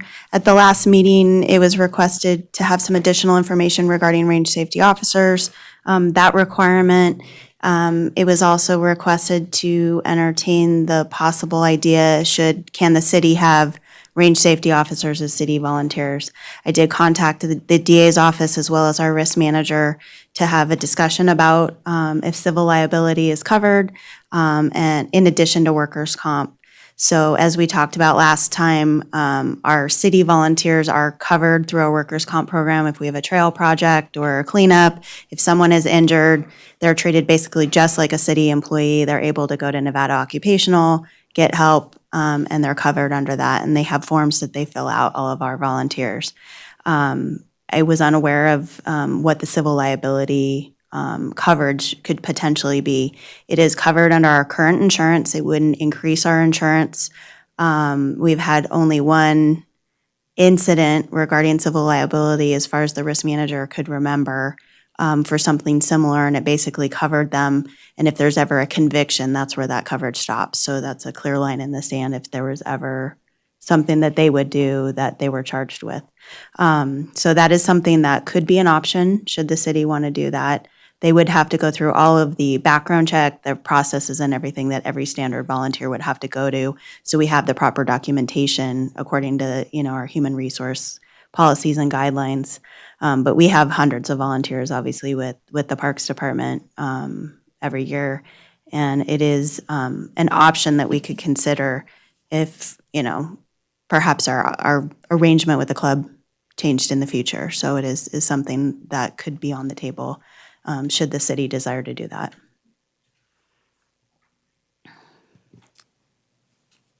Range safety officers, though, don't only have to be trained by the gun club, right? Other people can certify range safety officers. So range safety but the club would officers- need copies of their certification. Well, it's a certification through the National Rifle Association. It's not a certification through the club. The club sponsors those programs and tries to keep the cost down to encourage RSOs to be trained. It's just a matter of who are they going to report to, what other ancillary training and on-site supervision are they going to have. That's where, right now, we have the club to manage that volunteer activity. Should that cease or another option go moving forward, could the city have that? They could, but I just want to make sure that they would get the support and the direction that they would need to make sure that they're successful. That really wasn't my question. My question really is to someone with a certification could submit their paperwork to the gun club, and then the gun club could either say, we also want you to have 5 more hours on how to operate safely at the Carson City range, but they would accept the certifications. So it doesn't, I'm just trying to The look club again. does provide site-specific training from their range master or chief range safety officer. It's required by club policy. We are revising the SOP as we speak to address that, but there is an additional training requirement to operate at our range. Chris Carver, President, Carson City Rifle Pistol Club, sorry. Question? Ms. Howe? Okay, do I understand you're putting together requirements that my range safety officers would have to go to your club to get additional training to qualify for Carson Range? No, this is for the club to administer the operation of the range. So you come on, you already have your own policy for your club. And when you made your reservation, you either have to accept ours or have your own, and you have your own. So it's separate, sorry. Anybody else? Mr. Girolani? the plan for RSOs, is that going to be a permanent down the road thing, or are we just looking at, I want to kind of differentiate, are we looking at the 6-month agreement we just motioned and passed, or are we looking down the road? Because once we get everything fixed, hypothetically, we fix the range, we fix the rifle portion of it, what do we do to mitigate the departure of range ammo going out to the wherever? We fix all that. We put berms up, and it's all fixed. And the public is going out there 7 days a week. Is there going to be a range safety officers out there with the public 7 days a week? That's, I mean, for the club, when we hold matches, we will provide our RSOs for our events. that's not my, I don't I do care not- about It's that. I do open not- 7 days a Talking week, general Monday public. through Do we Sunday. need them? For John Q. Citizen, what are we going to do? And we've talked about this before, about adopting the rules and regulations, for example, like Douglas County has, or Winnemucca has. Las Vegas, I even have examples of their rules and regulations that if we adopt something in that's already working, instead of trying to reinvent the wheel, and to see what is going to fit best for this community and for the public, not just for one entity.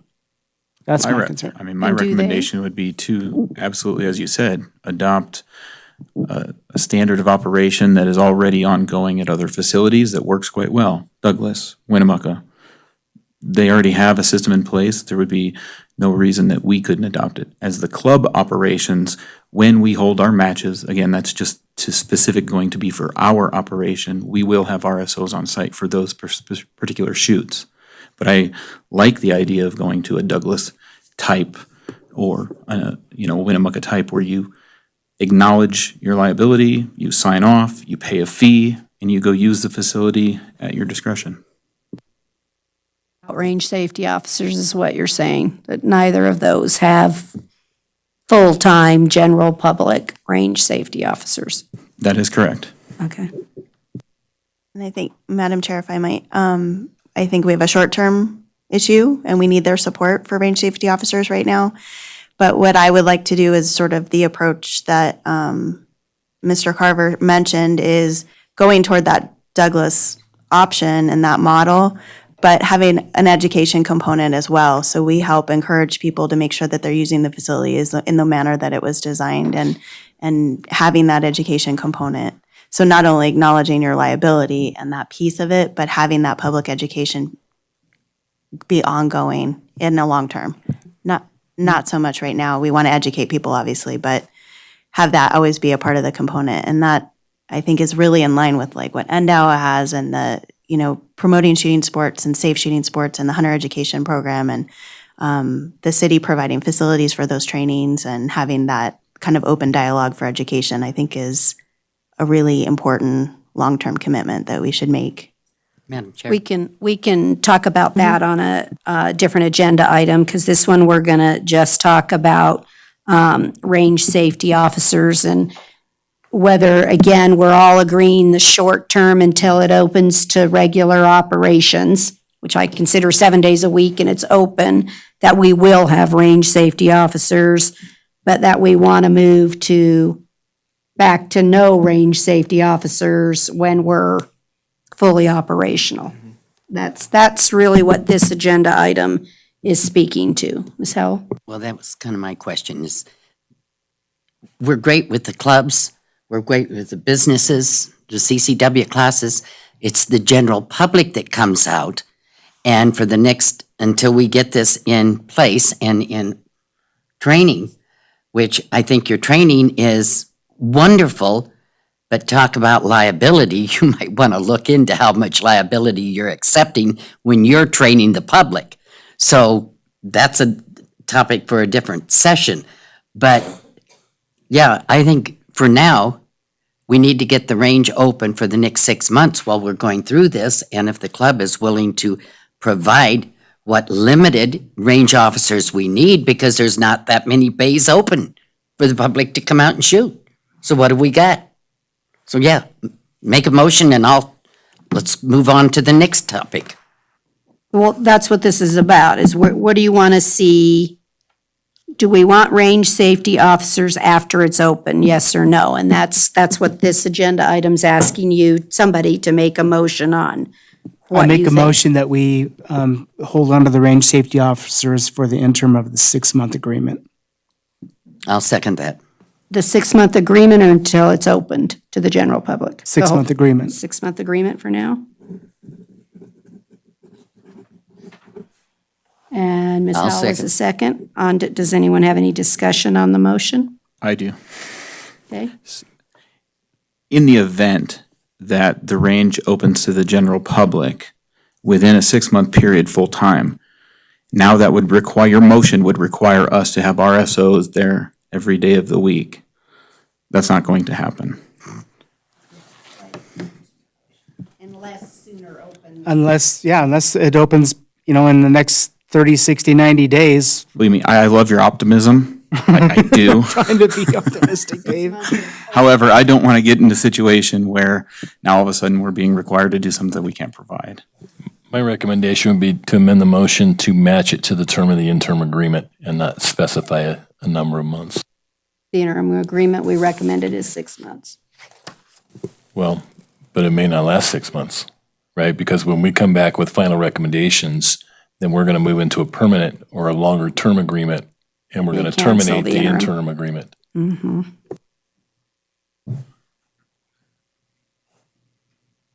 So let's make sure we're all on the record together. So the interim agreement only deals with, we're not open 7 days, we're not back to operations.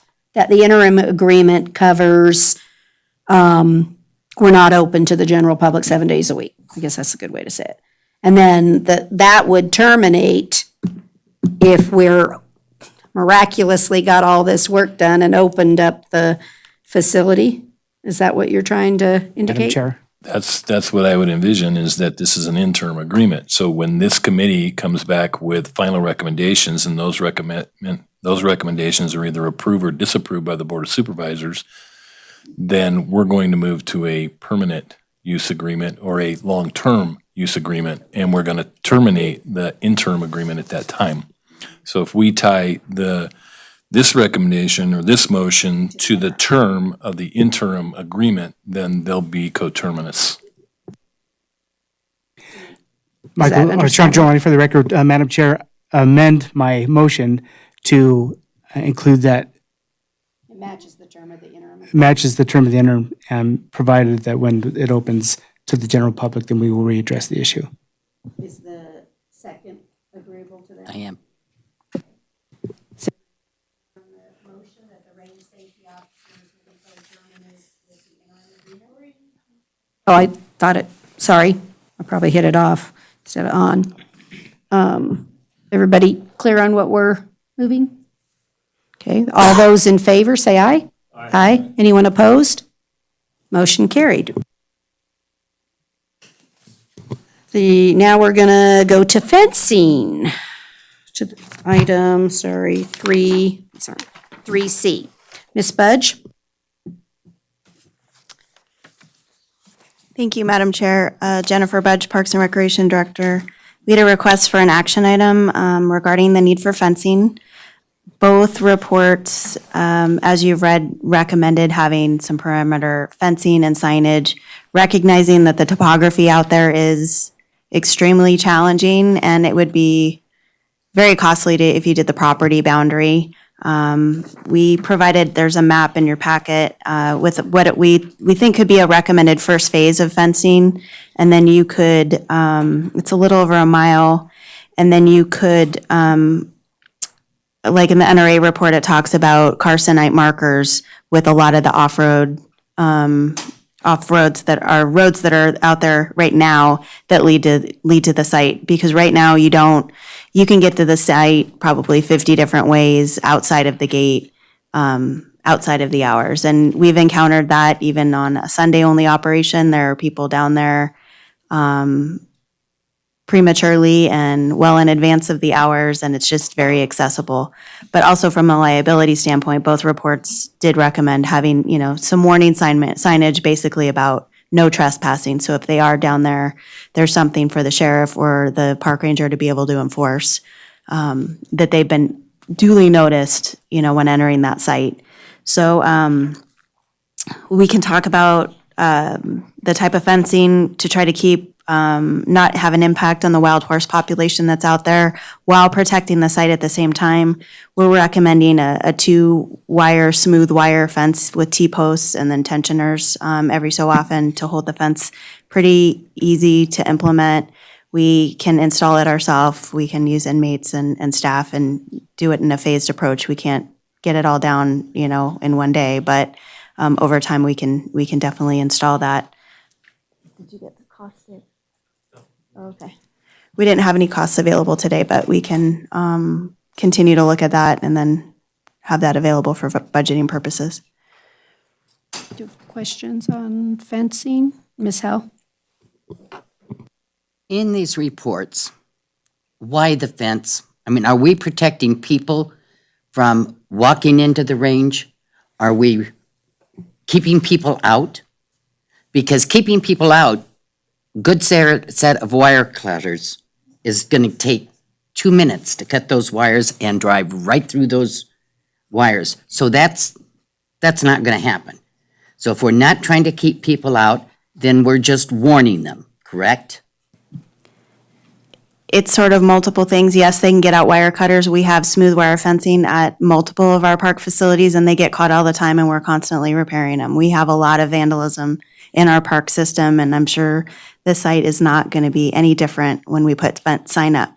But the 2 reports did recognize that we have no warning signage about there's a shooting range, there's trespass, warning people if they're out, driving out in the desert, and then they come into this facility. So recognizing that we should be complying, and then the NRA report talked about specifically the NRS to encourage that no trespass language. So we could put posts up with the warning sign and not have to worry about the 2-wire fence that isn't going to keep anybody out anyway. That could The main probably idea be is a to first warn. initial phase, but I would recommend some fencing in some areas. We do have some gates up right now, and we do have boulders, and we do have some signage in some areas, but it's Right. pretty minimal. It's just a complicated site topography-wise. So Carsonites, while they're wonderful, they get stolen, and people take them out and throw them away. So there's issues with any kind of material that you put in. You're not going to do a chain link fence. Who could afford that? That would be millions and millions of dollars. It just wouldn't be prudent financially, and those get damaged as well. There's always going to be issues with whatever we put in, but we do need to have some signage at minimum, and we could do some fencing. Well, in my reading, both of them, I didn't see the reason for the fence other than signage and warning. It should deter people from entering. Okay. If they're going to damage it and they're caught, there's obviously a consequence with that as well, but it should deter access to that facility So we're outside of more the looking at locations where we warning want than them to we are enter. Retention or somebody coming in. Yes. Okay. Mr. Robinson? That's all right. I didn't, this question for Jen, I guess. I didn't do well on map reading as a Boy Scout, but when you talk about perimeter, fencing the entire perimeter, I think those were your words, and the facility, the whole property, what would the fencing, the actual fencing, not the signs, but just the fencing, what would it surround? So the reports recommend the property. It's so many hundreds of acres, it would be really difficult to do that, especially the Tactical Services Group report, I think, is a little bit excessive and not practical to our site. You can look at the smaller footprint, but still the topography around it, you have a million roads and then you get to the bottom, and if it was just around the range proper, that'd be pretty difficult from an operational standpoint, and if you're in that vehicle, you'd probably damage the fence anyway, even unintended. So we're trying to come up with sort of a compromise. The one on the map ties into the landfill fence, and these are areas that people are actively accessing the site, so that's why we chose this location. And then we can put the Carsonite markers at all of the, if you had, a couple dozen of the Carsonite markers, we could probably at least have one posted on alongside every road.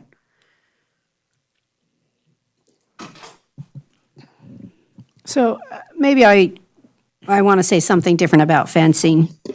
I don't think I need fencing to open the facility. And I really want to concentrate on what we need to do to get the facility open. And so that's why I asked for this agenda item is I don't want staff nor us hung up on fencing. I think this is maybe nice. It's really the signage to say the no trespassing that deals, but even that signage component has nothing to do with the safety of the range itself to get it open. And so that's why this agenda item is here to say, I think that fencing is absolutely last on our radar because it's going to get ruined. I just think this has to be last on our radar unless I'm wrong. And that's really why I was asking for the agenda item to potentially direct staff to really push this to the outskirts of the discussion and the money.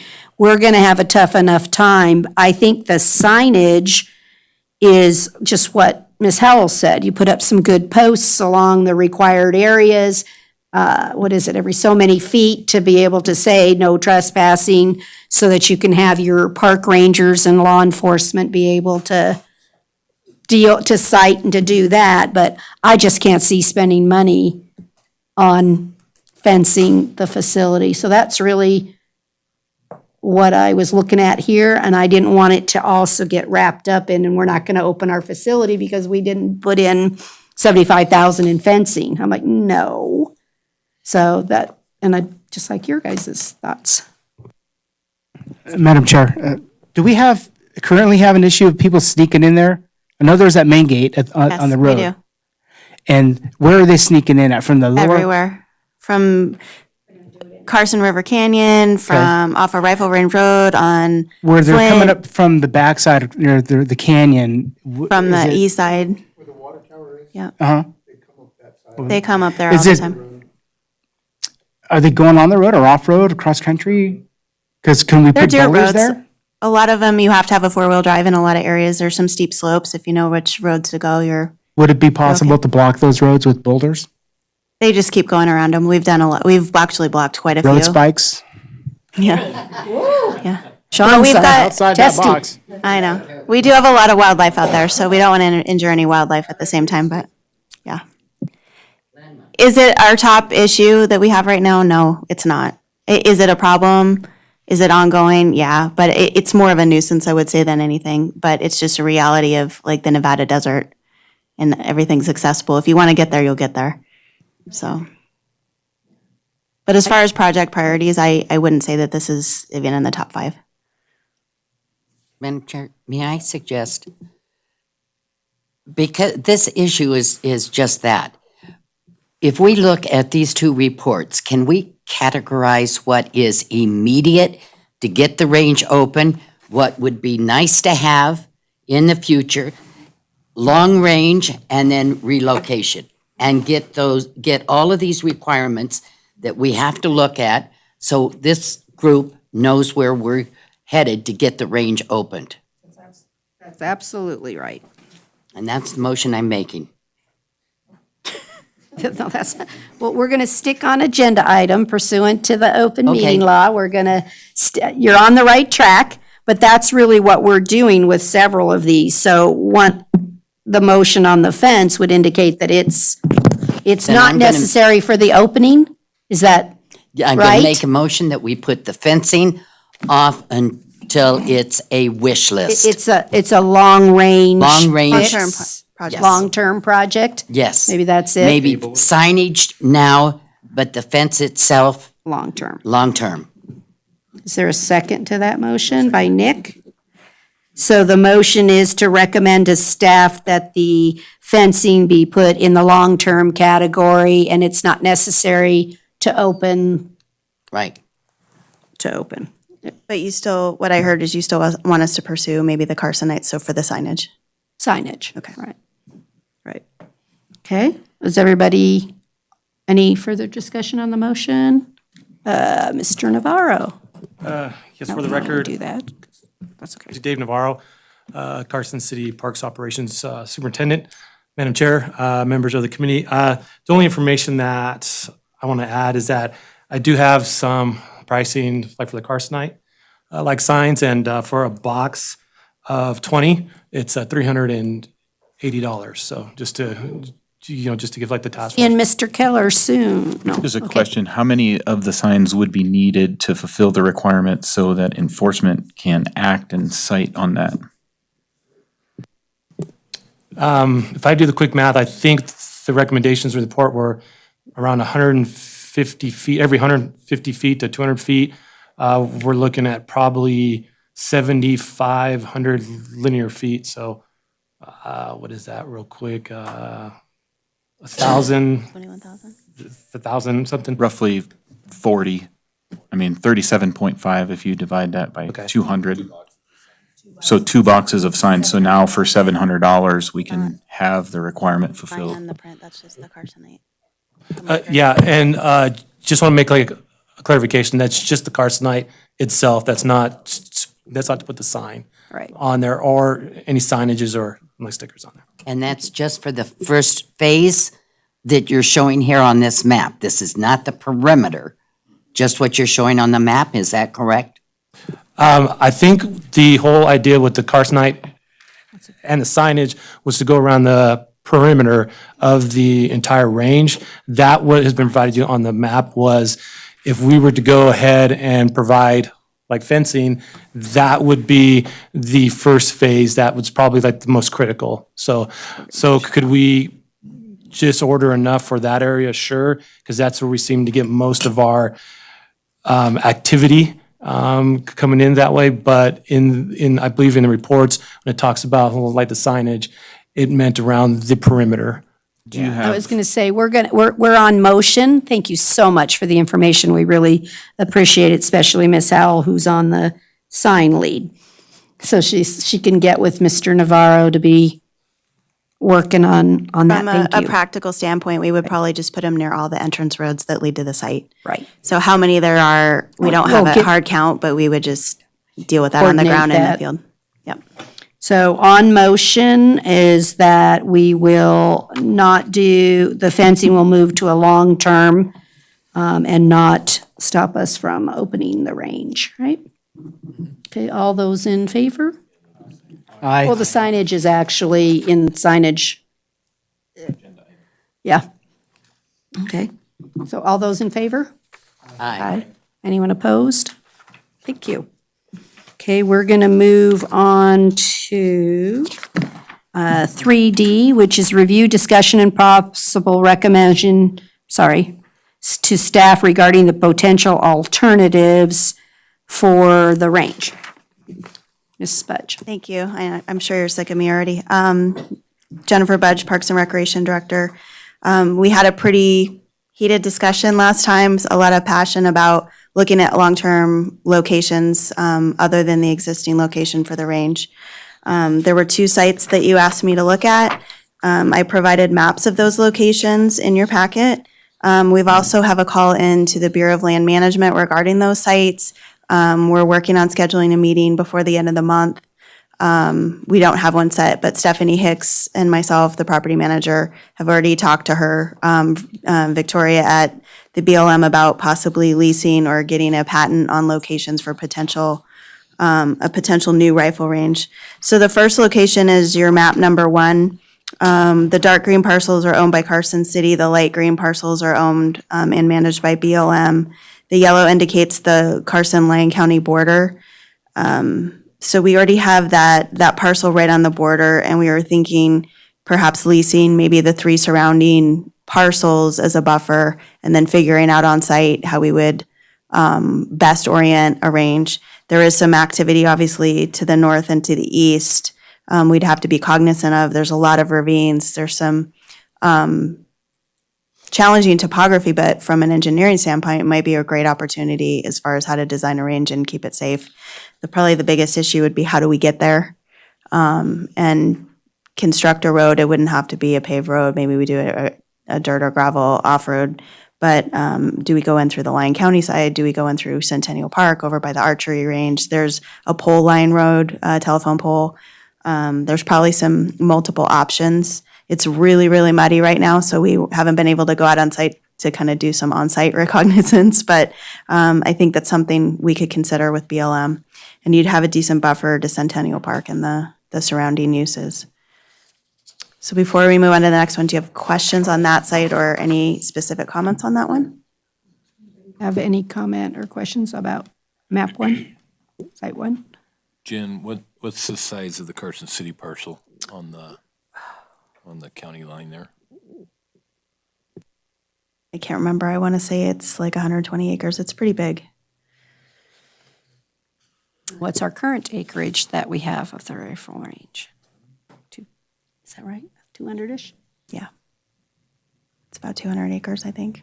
I can bring that back to you and give you the facts. It'll help give us a little bit of reference of how close are we to replicating, to have enough room. Or even make it better. I can tell you that the parcels surrounding the city, a lot of those chunks, one is 630 acres, and I put that in the background information, so you do have the acreage of what's on the map. If you look on the first page of the staff report, it talks about each parcel and how many acres they are that could potentially be leased or patented to the city. So there's a 331.93 acre parcel, 400 acre parcel, and a 630 acre parcel surrounding the city's land.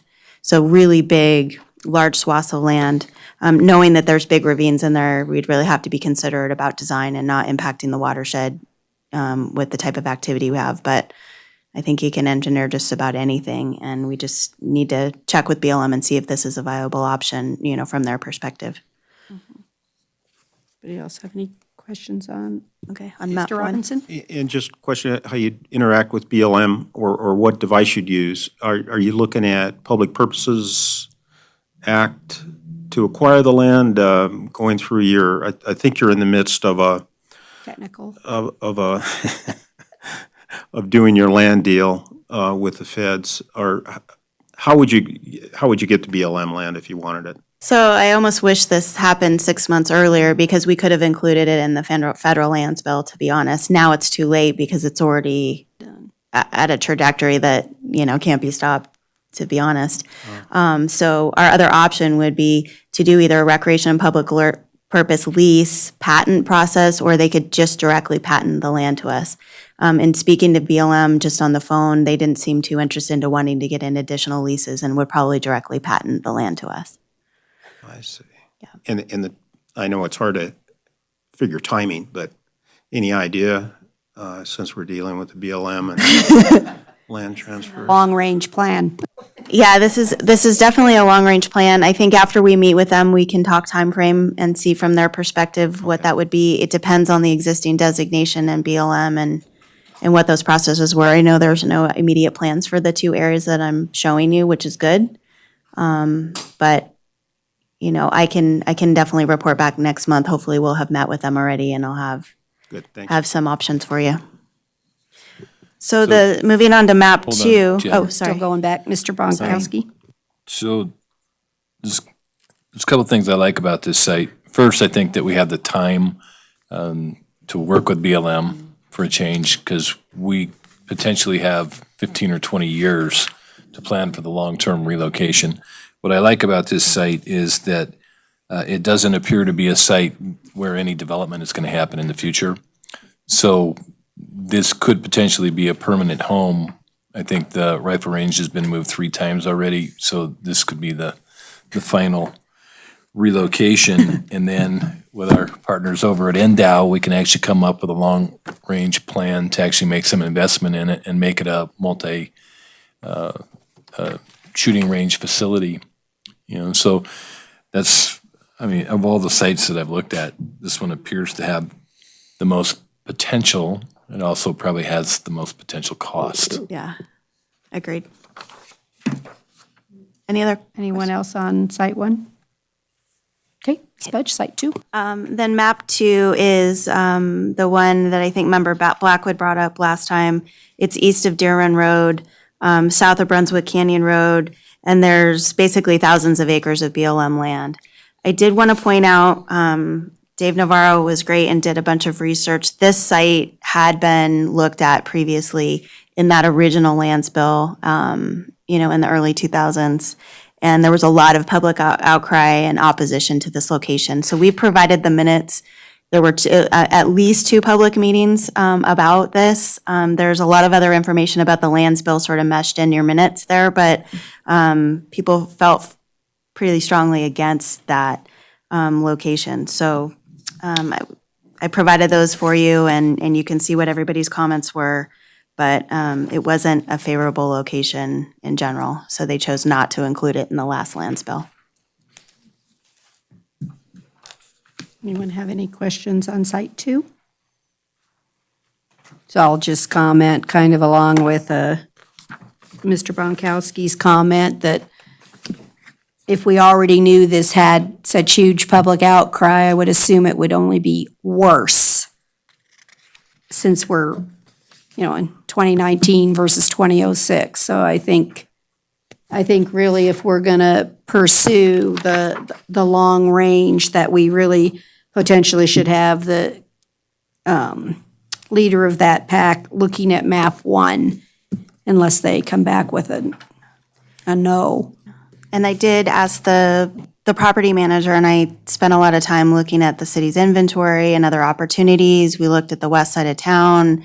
That creates a lot of other issues, just based on the land use and then, the density of those neighborhoods. And we really couldn't come up with a viable option that wasn't proposed for development or didn't have, a decent buffer to outside activities beyond these options. So, but if there's something else, even, a public-private partnership that we're not thinking of, or other opportunities that you want us to look into, we're happy to do that.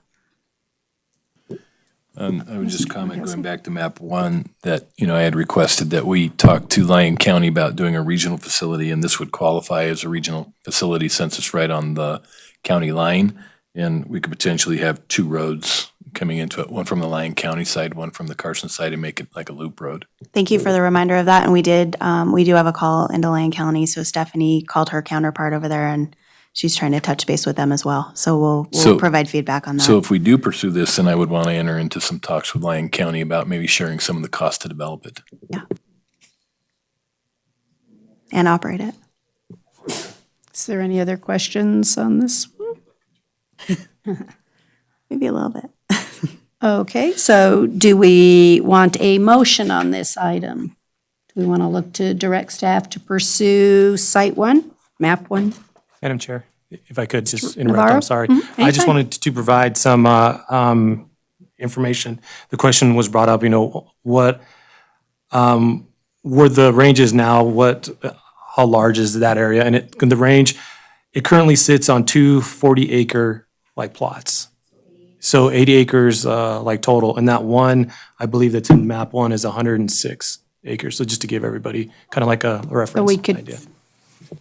We could fit the existing makeup of it. Not necessarily, Well, depending depending on where the topography. topography, but And right now, it's a rifle and pistol range, and we could potentially be looking at adding shotgun range, trap range, a lot of unless we shooting want to get better. facilities. I mean, if it's going to be a regional facility, then we would want to look at that. Madam Chair, I would make a motion to recommend to staff to continue their conversations with Lyon County and BLM to look at the feasibility of the site on map 1 as a regional shooting facility. There's a second by Mr. Cooley, okay. Any further discussion? Mr. Blackburn? Bob Blackwood. How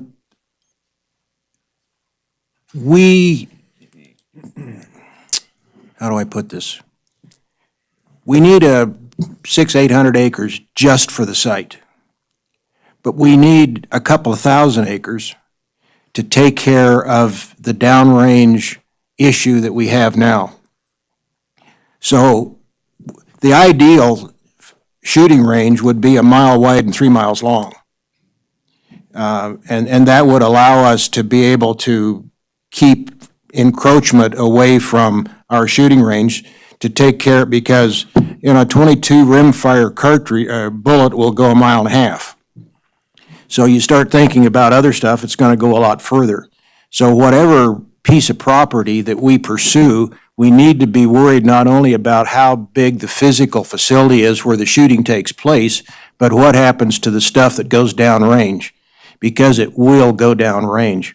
Over the last month, I've had the opportunity to have discussions with several shooting facilities across the United States. And unfortunately, we are not the only ones facing the situation that we're in now of where projectiles are leaving their property and they're running into trouble with neighbors. So if we're going to move this thing, let's move it someplace where in 10 years we don't have to move it again, or in 5 years we have to shut it down because stuff's leaving our property and going someplace else. I apologize for being late today, Madam Chairman. I can't read a calendar, so I'm getting old. In discussing this with other shooting people around the country, we're not alone. Most of them don't have a good resolution to the problem. There is some new technology out there that is helping, you know, in the redesign of how the ranges are built, particularly how the backstops are built. The bottom line is that if we want to find the ideal location for our shooting range, it ought to be in a sand pit. It ought to be out in those dunes that are out there by Fallon, because then because it turns out that the best bullet stop out there is sand. You know, anybody that's ever played golf can understand that. I'm absolutely convinced that every golf course was built with a magnet in it that sucked my ball right down into the sand. So that's the same situation that we have with bullet projectiles, is the best stop is, of course, the best is the ballistic rubber, but we can't afford that. The next best is sand. So just keep that in mind, is that we need to worry about how far away our stuff's going to go when it leaves our property. Madam Chair? Al, again, we're on discussion of a motion. Yeah. Okay. I think this whole topic, this group was put together to solve the problems of these reports and getting the range open. This topic about moving the range is so far down the line, I hate to see staff taking the time to be looking at that until we get this issue taken care of. And then if this group wants to go into long-term down the road, changing the range somewhere else, then I can agree with that. But I think this topic is not in the place of this task force, my understanding. Mr. Bonkowski? Unfortunately, I appreciate those comments, but unfortunately, some of the decisions that we have to make at the board level are going to be contingent upon the long-range plans. So we're not going to put hundreds of thousands of dollars into repairs or remediation in the current range without a long-range plan to go with it. Long range being how long and how much money is the city going to put into it? All of the above. I mean, we're not going to put all this money into the range without knowing that we're going to have an adequate amount of time to put those remediations to good use without knowing what's going to happen after that. So in other words, we don't want to spend $1 million on the range and then have to close it in 3 years or 5 years because we continue to have issues out there. But So we we're have to talking solve. long range 10, 20 years, are we not? Well, that'll be determined. That's, That'll be determined, but we have issues on repayment of prior improvements that have been made out there.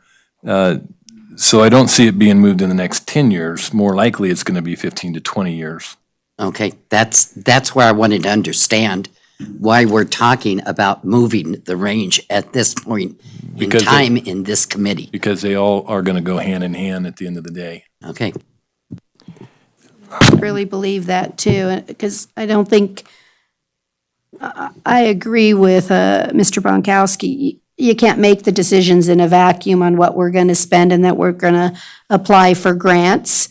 We have to know that we can amortize those grants to the period of time. I'm not going to spend 200,000 if I don't get my 10 years out of it. And so, and I think it's important for the public to understand that we're looking at all of the issues around the range. The primary goal, which we'll do on the next item, will be how are we going to get to opening the range right now? But before we can apply for grants or any of the other stuff that'll help us pay for getting the range open, we have to have our long-term answer in that resolution, because we don't, anyway, we got to have it all. I hate to say that, but we do. So is there any further discussion on the motion? Okay, all those in favor say aye. Aye. Anyone opposed to the motion? Motion carries unanimously. Thank you. Okay, we're going to move on to item 3E, which is review, discussion, and possible recommendation to the staff regarding the design and engineering services for improvements. And this, again, is where we can talk about some things. Ms. Budge. Thank you, Madam Chair. Jennifer Budge, Parks and Recreation Director. First, I'm going to start off with the easy stuff. And in your late material, you had this little map. This was one of the biggest safety issues identified in both reports, which is most likely contributing to ricochets on the long range. We've heard a lot about how important the long range is to the community, so I thought this was probably a really easy project that could be implemented. So here's a cost estimate. I got it from Public Works. It's actually something that we submitted as part of a prior grant project and just didn't end up doing this portion of it. But there's basically the old concrete target curbs that are out there. They're just destroyed and cut up. You can't put target stands in them anymore. And if you're shooting at them, obviously, ricochets are happening. You can see the evidence of that on site. So there's estimated 500 lineal feet at those. Engineering at Public Works estimated about $12 per lineal foot at a total of $6,000 to get those removed. So pretty easy project, some hard costs for you on that one. Do you have questions on this? The scope? Okay. They're charging $12,000. Thank you. $6,000. $12,000 for removing the concrete? 6,000, I believe. This is She said $6,000, so it's $12 a foot. $12 a lineal $6,000 foot. total. Is that something that has to go out to bid, or can the city just assume that? With that amount, we could either get quotes or we would pay Public Works for those services if they have the time and resources available for that. Okay, thank you. So this is just an engineering estimate. I haven't received quotes from anybody for the construction work or the labor. Okay, then moving on to the hard part of the conversation. I'll be honest, I've been working since our last meeting with Pogemeyer Design Group out of Reno. They design the Clark County range and many other ranges throughout the country. They have certified range designers. They have a lot of amazing staff, and we've been working with them on a quote. They gave me an initial quote. I marked it up and sent it back to him. I got a second quote. I marked it up again and sent it back to him again. So while I was looking at my phone, and I apologize, as I was looking for those updated numbers that they provided me, and to be honest, I'm still struggling with the amounts. But the design parameters you have in your staff report, I don't want to read you the whole thing, but about what the scope of work would be is to provide those construction drawings so we could go out to bid for those work. And that would, to try to get the lateral berms and the backstops to be at the minimum recommended standard and to address some of the drainage issues that we're experiencing as well. So just that alone, the engineering fees would be $42,000 for the bays, $38,000 for the long range, and $32,000 for the short range. 82,000 is about what my head said? What would that entail?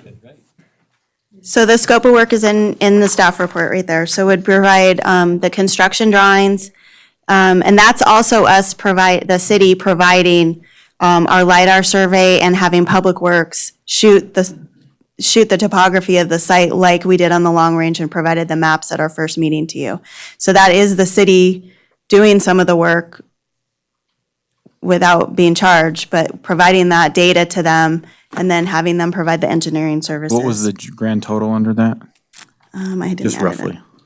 It's about So $100,000. as a licensed civil engineer, remember when I said I was not interested? If you're gonna pursue this contract, now, if these numbers, maybe I would be interested. It seems exorbitant. It does to me too. So it does include, for the long range, I just want to clarify, it would include the assessment and design of one baffle along the covered line, not a series of baffles like we've seen photos of that, you just see dollar signs and dollar signs and dollar signs, but we did include the design for one baffle at the firing line, included in the scope of work for the long range. So, I I know. I appreciate trying to get someone who's actually gone in and designed a range. What you're talking about is a civil site plan. When It civil needs to meet the engineers, standards, though. I just want to make sure that the civil Absolutely. site plan meets that NRA standard for the absolutely. SORP. So that's a design criteria. Sure. When civil engineers are licensed, they, under NRS, we have the ability to work at a competent level as they feel necessary. I understand these guys may have designed ranges before. This is earthwork is the vast majority. I would recommend we seek other estimates. That's my recommendation as well. Okay. It's pretty exorbitant. To me, that also is telling me that there's more than $1 million of work to eventually be done. A lot of times they look at the scope, but they also look at percentage based on the construction cost estimates. And since we don't have those, you're kind of working cart before the horse. But I think that's kind of where it's going with the dollar amount that we were provided. So, I just feel like, it's a municipal job, automatically I'm just throwing a big number at it without, anyway. I would recommend that we get more quotes. So part of the question might actually be, did we, I don't know, when we asked for the information, did we put so much in there that they came back with this much? Versus, did we feed in too rich of a scope of work? Like, do we really have to do the baffle, which goes back to Member Howell's question earlier? If we look at the report that's attached and decide, do we need a baffle to be able to open the facility? Again, I'm trying to get this down into what do I need to do to open the facility? And again, is a baffle nice? But do I need it? Is it something I truly need? Because I don't want to pay to design it and just have it sitting on the shelf because I'm not going to implement it to open the range. And especially if we have a long-term goal of moving the range, then again, cross that one off because I can't amortize it. So I just want to Unless you can clarify, move it. I did provide them copies of both reports. I did say that we want to use that range source guidebook as the design criteria because that's what those two reports were off of for the minimum recommended standards. But I made it very clear, I did not want them to design everything in those two reports that are identified as issues. That's not where we are going. We want to get the backstops to the minimum recommended standards, the lateral berms, the slopes. I mean, those are the primary issues. Knowing that they recognize that the long range, it's mentioned in both reports as contributing to what's landing in the landfill. Having, just the one baffle at the covering line, I asked for a price on that because I wanted to see what that would be, because that would hopefully help mitigate some of our issues outside of the user error. But outside of that, the baffle is only on that one quote. That's not the other two quotes. I'm confused. Rick told us at our last meeting that in 4 or 5 years that his bulldozers were going to be in the line of sight of the rifle range. Is that not true? No, it's not correct. Oh, so it's going to be longer than 4 or 5 years? Yeah, what I said was, we're gonna be working in that area back closest to the rifle range for the next 4 to 5 years, definitely. It's gonna be closer to probably 15 or 20 before we actually see equipment from the firing line. Okay, so that gives us plenty of time to armor plate your Caterpillars. Okay, if I may, Madam Chairman, again, my research over the last month or so, talking to shooting ranges across the country, a couple of things have been emphasized. One of them being that no target should be placed on a range unless it is immediately in front of a barrier, a backstop. So that means that most of the ranges, in fact, that I've talked to people about have specific distances. They'll have a 25-yard range, they'll have a 50-yard range, they'll have a 100-yard range. And if you want to shoot 50 yards, you go over to the 50-yard range, and if you want to shoot 25, you go to the 25-yard range. In our case, where we have a situation of the public wanting to shoot at whatever distances they want to shoot, that limits our ability to do things, but I still believe that it's necessary that we have intermediate backstops down the length of the range. So if our range goes to 300 yards, that we need to have a backstop at 50, at 100, at 200, at 300. Also, in having discussions with people, an idea crept out of this thing is if you take a look at the map of our shooting range, if you can imagine taking that where the rifle range is at and digging out a trench 4 feet deep, the length of the range, that's going to do several things. One of them, it's going to provide the dirt that we need to build the backstops.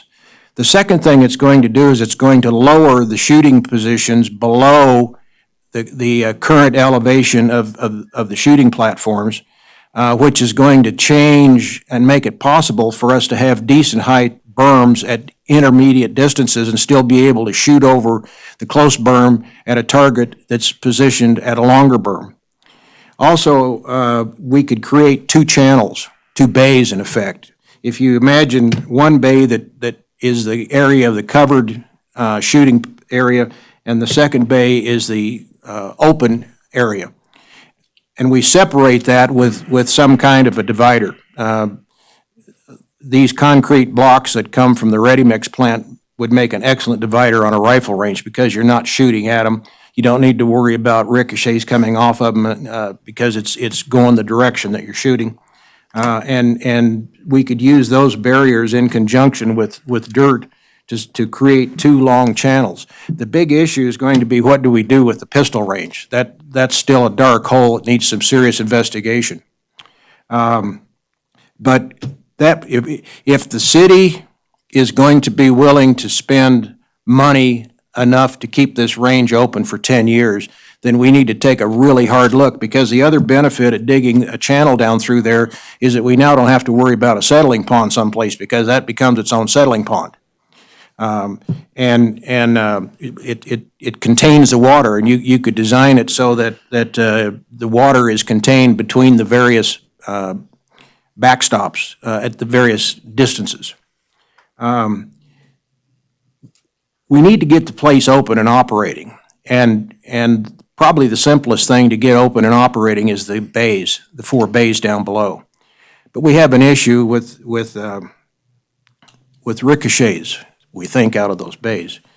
In talking with some people, I've found that what they've done, because remember, sand is our friend in this case of controlling ricochets. So what they've done is, going back to the tire issues, they put a lattice work of tires up the side of the existing berm and use the tires to hold the sand. So we could line the inside of the 4 bays with tires and sand, and now we can shoot in there without worrying about ricochets, because most of the shooting sport activities and competitions would like to be able to shoot in a 170-degree circle rather than straight down range. So if we lined the inside of that with a tire lattice with sand, maybe that would get us back up and running. The other thing that we also, I believe, need to take into consideration along with other safety issues is, one, do we want to convert this to a cold range? And two, do we want to limit the caliber of round shot, caliber and/or velocity? Would be a recommendation from the rifle guys particularly. But we may have to limit that because there's probably not practical to let somebody come out there with a 50 BMG on our range because we're worried about stuff going over the hill and hitting somebody in the dump. The other question that I have for you council members, if we put this together, the competition shooters, the CCW trainers and other training activities, and most competent people that go out there to shoot, we don't have to worry about. The 5% of the shooters that are bloody idiots are the ones we have to worry about. You know, the guy that says, gee, if I shoot this up in the air, I wonder how far it'll go. And most of everything we're doing to fix this range is geared at keeping that idiot under control.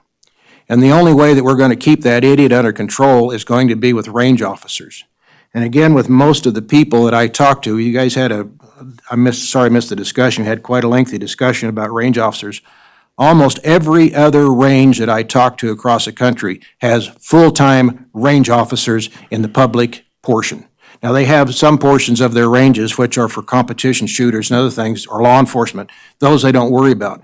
But because of the idiots that show up out there, they have a range officer there, a safety officer, to make sure that these guys don't do something stupid. Otherwise, on the rifle range particularly, we're going to be not only putting up a gigantic backstop or multiple backstops to control the projectiles, but we're going to be putting baffles up front to keep somebody from pointing his rifle up in the air.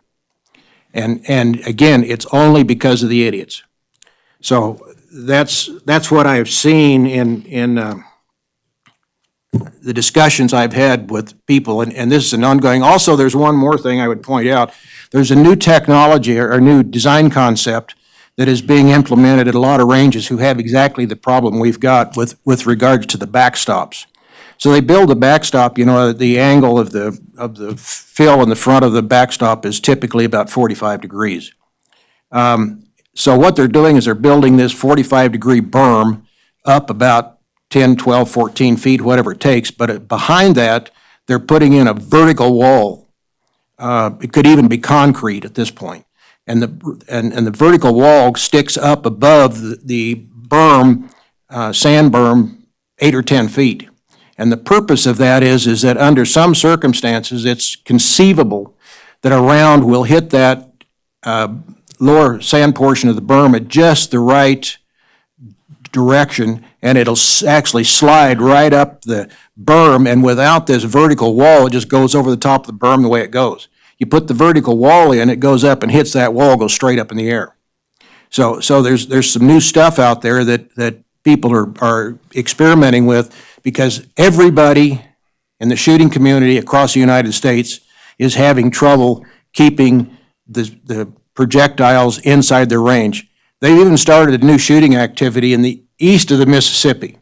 You'd have to be from over there to understand it. They now have bench rest shotgun shooting. Most of you are probably familiar with what a bench rest rifle is. You know, it's a big hunk of iron, a big hunk of wood that they lay down on a very carefully controlled stand, and the guy never touches the gun because they're trying to put 10 shots in one hole at 500 yards. Well, they've done the same thing now with bench rest shotgun shooting. And I asked him, I said, why in the world would you do that? And he said, it's because we, in normal shotgun shooting sports, trap, skeet, sporting clays, whatever, we can't control the shot and keep it in our property. But with this, we can control it because we know exactly where they're shooting. So I hope we don't have to go to bench rest shotgun shooting or to airsoft or to pellet guns, which they're doing in a lot of places, okay? Thank you. Thank you. So, Madam Chair, can I just jump in really quick? Member Blackwood has been great, and some of your late material is actually provided by him. So I wanted to provide you with this handout he brought in, and it's double-sided, some options for design moving forward. that he brought in. And then I wanted to provide you with a copy of the berm and backstop requirements and materials that they recommend. And then we had a conversation last time about tires. And I know I listed in my director's report, but I think it's applicable here as well. On the front page, it's from the 2004 NRA range source book. In the bottom, it does caution that automobile tires can cause bounce backs with ammunition. And tires aren't addressed in the recommended materials in the NRA source book, but I don't know that it's not an option either. But I just wanted to provide you with some of that basic material. Thank you. So I think what's most important that we do in this arena is to determine which items in the report that we need the engineer and designers to deal with to open the range. And so this goes back to what Member Howell was talking about earlier, and this is the place that, what is it that we need, whoever does this work, to deal with for us so that we can get it open.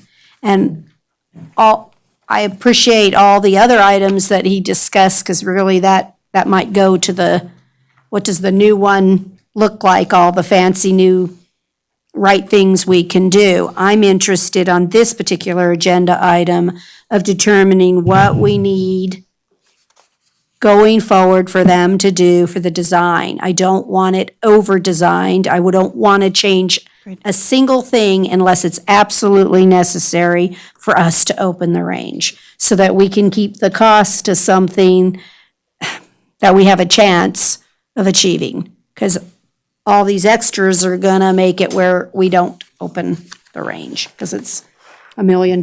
So we're not gonna go there. So that's why I question, do we need a baffle design? Is it nice? Maybe. Do we need it? I would recommend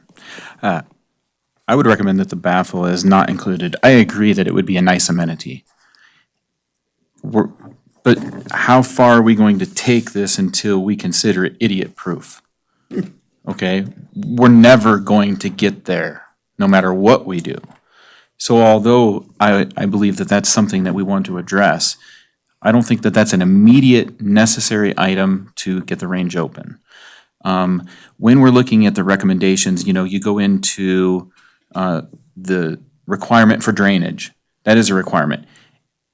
Is that a requirement that absolutely has to be open today? Or can the range be opened and then we're working on that in the background or on a closed day of the range so we can start moving things forward? Can I comment on drainage while he's there? I agree, the long-term That's a good drainage point. things that he put in, both reports put in there, while it would be nice not to have, however, I think in the bays, we do need to address the drainage because the slope is such that there's terrible ponding where you should be putting your targets to impact the backstop. So I do think we need to address the slope in the bays, and it could be easily, I think we could do little culvert pipe underneath and, I don't think it would be an extensive project, but I do think for the bays that's impacting the operations and creating potentially not good choices in there. So, but as far as the short range and the long range drainage, I think that's a long-term project. Madam Chair? Is it time for a motion, or do we just go through? And I'm going to suggest we do a scale of 1 to 5, 1 being immediate, 2 being should have, 3 being would like to have, 4 being future, and number these so that we know what we have to do? And I what think goes that's- first? I think that's exactly what we're after, that we're gonna say, what do we want engineered, designed nows? What are the, and that's, we have the report. Everybody's got their copy, or has it in their binder? If you didn't, it was attached again this time, but just in case, you had it in your binder. And then I do want to just point out, you do have a copy of the NRA report. You're going to see a couple edits before it's a final copy. There were a couple typos and a couple details in there that aren't 100% accurate. So I'll bring you back the final, but I wanted to make sure that you had that preliminary copy when we got it. I didn't print. Let's see. Print it out. Mr. Girolani, I saw that you, all right, so if we go to the, go ahead. Sorry. Madam Chair, so we're looking at bays 1, 2, 3, and 4 for the pistol, correct? So to mitigate ricochets, why don't we measure the area and in yardage and figure out how much sand would be to fill those bays up? 4 inches? 4 inches? 4 inches? No, a foot. A foot. Well, and Dallas. 4 to 6. I think you're safe, depending on if you get ballistic sand, 4 to 6 inches is.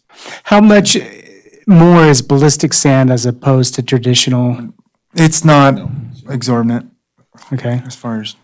So we look at sand for the floor, those concrete walls for the berms, because they're going, and looking at this picture, that looks pretty common sense, they're going the same direction, so. And then at the top of the hill, create another berm to catch anything beyond that, but, and then create a backstop. So basically, there's 4 things that we need: a floor, a wall, a backstop, and a raised berm on the top to get those open. Which area are you, I'm sorry. The I pistol, the think you pistol might even bays. be able to reduce that for the shooting bays. So I think the lateral berms are technically in compliance except for on bay 1 On one. with the northwest corner, correct? So I think we address that northwest corner where the berm meets the backstop.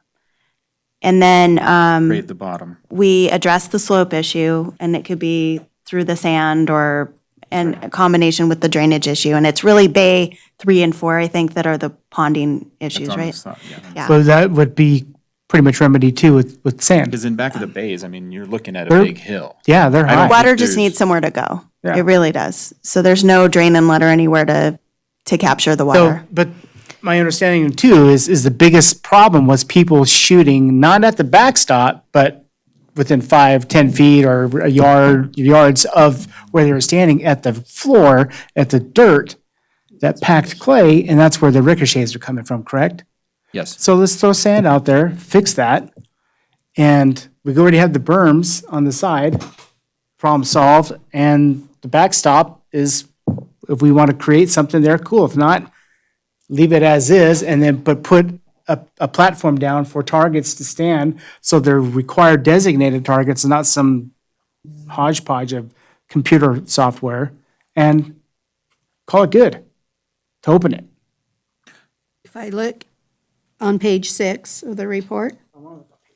Well, that's the shooting bay, to be able to really look quickly through that and say, that's a yes, just what you're saying, so that when she's having engineering or design or anyone, she's giving a correct scope, which is gonna, I think, drive the price down. Mr. Keller? Honestly, this is the cool part of this task force, I think. We have some actionable items that we can do right now. One is the railroad track / target line that's being used now is not safe at all. And, the concrete. The other is the ballistic sand. The other Mr. Blackwood mentioned was the intermediate berms at 50, 100, 200, 300. Those are actionable items that we can get going and get quotes from Public Works and have internal staff working on. The range is closed now, so there's no reason, as soon as the weather breaks, we can't at least start working on some of these to get this thing back open. I also agree with, we should set priority, whether that's a 1 through 5 scale or what that is, budget scale, or we should set priority on some things to be like stuff we want to get done as soon as the weather breaks and have staff ready to go, as opposed to something that we need to go out for a bid or breaks the threshold for Carson City's budget. The other thing is the funding through the Department of Wildlife. Smaller grants can get pushed through pretty easy, but we do have a deadline coming up pretty quick that we'd need to at least have Like some. the $6,000 one. Yeah, Jen mentioned Go that was in a on previous your- grant. That was actually in our grant last year, when we did the Public Works project and we didn't get to it, but But I'm saying that one could potentially be one that can go on this grant because your deadline's March 8th. So we Couple could days. look to put this in it right away and get it. Yeah, but Ms. by- Giuliani also brought up another And the good point is that Target stands. The Target and stands. Targets themselves are low cost as opposed to the big stuff that we're talking about. And it might be something that the club might be willing to help with. If we can get the materials or we can facilitate that, maybe the club could step up and help with some of that, or clubs or the public or whoever that is. That's another actionable item we could have. Your Target stands? I contacted the Pacific Railroad 2 years ago and asked them for their railroad ties so we could do backstops and put the stands behind them. And they offered to give us as many railroad ties as we wanted to come pick up. So you've got just a whole avenue out there of stands Right. and building material if we can go pick it up. So there's all kinds of things that we can do without costing money. I appreciate that, and the donation would be great. I would caution you using railroad ties specifically because they do hold lead over time and have been known It to, says not to use that on the page yeah, that I they've been just known handed you. to accumulate bullets over time. But a donation like that would be great if we could figure out a way to get some sort of material.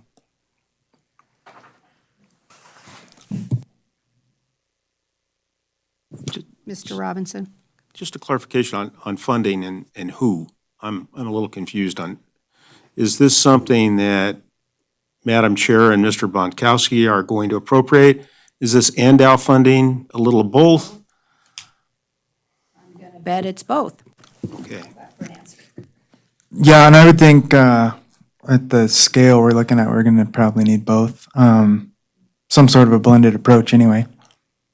Yeah, I would agree with that, and I'd also like to just, my opinion, since I'm only 20% of the votes on the board, but it's been 5 weeks since we approved hiring an engineer, and we haven't hired an engineer yet. We need to, if it's the direction that this committee wants to go, maybe we're looking at putting out an RFP for the engineering services to get additional bids. But we need to take an action to get, either to move forward with the existing scope of work and bid that we have, or to put an RFP out immediately, get bids back, get an engineer hired so that we can start this process, because spring is coming up, good weather's coming up, and all we're gonna do is push the public out, shooting into every square yard of space that they can find. And that is the purpose of this committee, is to prevent that from happening. We can talk all we want about how we want to have our minimum safety standards on the rifle range, and that we want to minimize or completely eliminate the conflict between the landfill and the rifle range.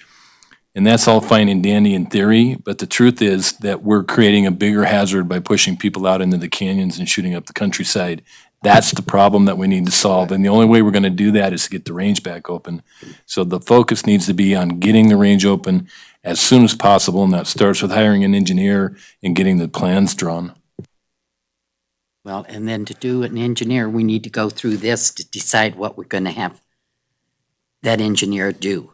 So I think that's our next step, is go back to where we were a few minutes ago and get these things categorized so we can get a scope of work. And it's our job to find the money. I mean, that's our job. So you guys come up with the recommendations, get it to us so that we can take the action of appropriating the money, either us or with you or through fundraising or all of the above, which is what I suspect will happen.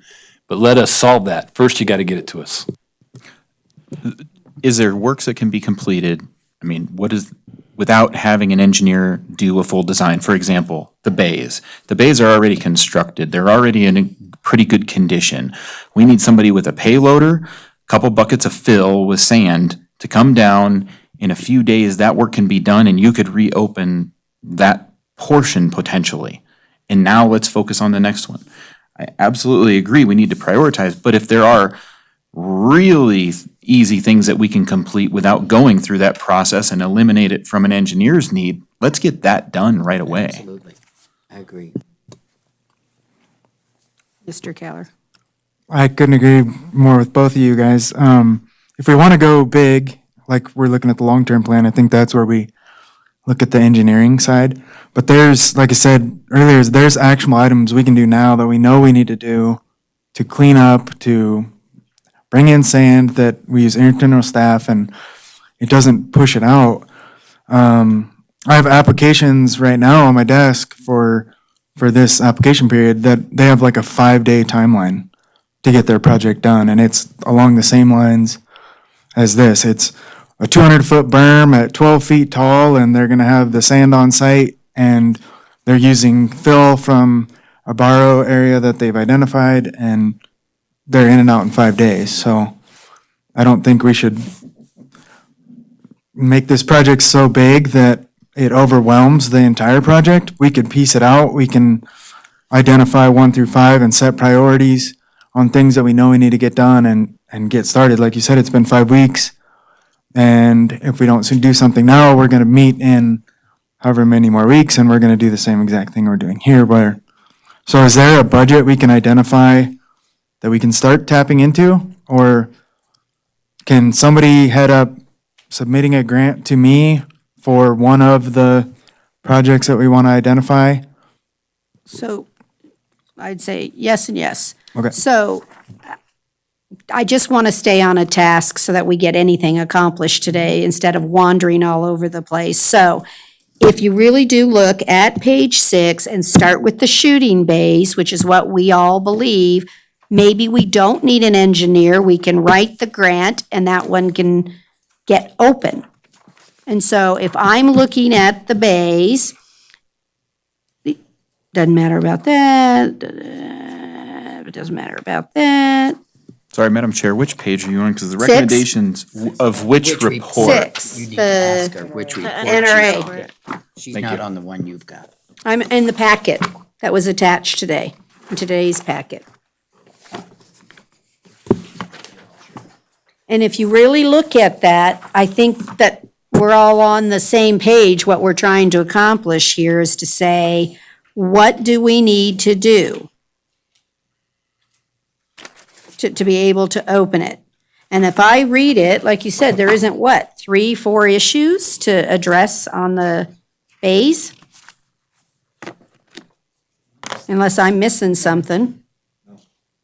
Right? And we can Just- get it open. Just the floor, Floor, covering the right? floor, and then it already says that the backstop it's 50 feet high Right. above the surface of the range. It's also the drainage in the north, You had 2. Northwest. well, the Number 4. north side of Bay 1. Yeah. Yeah, So- Bay 1 has one, I think, towards one corner of it needs to be brought up, but I Is there think- any reason that we Could happen. need a designer or an engineer for Not the for that. bays? We Right? Why get can't we someone to just- give us a quote for the dirt work, and we give them the design parameters. So we need to just say, the berm is X amount of height, the backstop Right. is this, we need you to identify this corner. I was hoping to give them a plan sheet so they had a design criteria, but for that, not a big deal. We want to make sure, not just throwing down sand, we need to have a slope, we need to have drainage. So we need to perpetuate that. So I don't think just throwing sand I think it's gonna help with the ricochets, but I don't think it's gonna help with the drainage. It's gotta go somewhere. And then otherwise you have a maintenance thing you have to keep up. So you're gonna always have to be replacing the sand as it drains off if it's doing sheet flow. Excuse me, So- Jennifer, I do think we might need some assistance with the drainage portion and figuring out where that culvert and that capture is, you know where I'm going. Doesn't the city have an engineer that can go out there and look at the grade of the slope and Yeah, so I just want to be clear, we talked about this a few times. When we say Public Works, we do have to pay them for their time. Yes. Which is we- probably a lot That's cheaper not than going to be hiring as much somebody as though, right? Bodmer. Well, no, I appreciate that. So when we do retain engineering services, we do have to pay Public Works for that time. And then if we have them come out and do dirt work, it's all overtime for their staff. So the last project, Aaron, when we did dirt work, it was about $40,000, I think, for the last dirt work that we did. So it adds up pretty quickly. But they were working on their But spare on the times. other hand, we're gonna do the work and we're gonna find the money, so let's just move forward. Yeah, okay. And my question is, this drainage work, can it not be done during the week, and let the public come out and shoot 3 or 4 days, the weekends? Yeah, we'll figure out the scheduling. I think let's just figure out what the projects are. We'll work through all that scheduling. If that's all we're looking at, to reopen the bays, is filling it with sand, fixing the one berm, let's open up the 3 bays, go out there and fill them up, fix the berm during the week, and get those 4 open. This picture Number 1 in the northeast for the long corner. range. And there was something else. The Bay targets. number 1. Yeah. So, Madam Chair, I would make a motion that we use city staff an engineer to review the volumes that we need to bring in, review drainage, which I think is set at 2% per recommendations, to look at bringing earthwork in, or earth in, fill in, and then doing earthwork on the 4 bays alone, so we can at least move that project forward.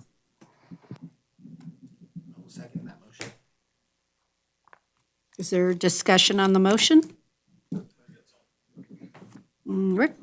So before we start committing manpower and other things to do work that they already have jobs to be doing, I mean, that's got to come into play here. That's why we're looking at contractors, looking at engineers, is we don't have a fleet of staff sitting around waiting for something to do. I mean, that's got to be considered also. The other thing is, before we just start going around and throwing a bunch of sand on the ground, we all know that the wind never blows here in Nevada. Who's going to maintain that and make sure that it stays where it's supposed to go, or be moving that material back to where it needs to go on a regular basis? That's going to take ongoing maintenance and upkeep. That's another cost that's going to have, not sure, do we have inmates go out and do it? The park's going to do it? Are we having, are the clubs going to go do it? And then somebody's got to make sure that that happens on a regular basis. It's all fine and dandy to say, hey, this is what we're going to do. And it's all great when it's all nice and pretty and we do a ribbon cutting, but after that, nobody maintains it, and then we end up with a hard rock floor just like we got now. There's got to be a perpetual plan as to what to do with this.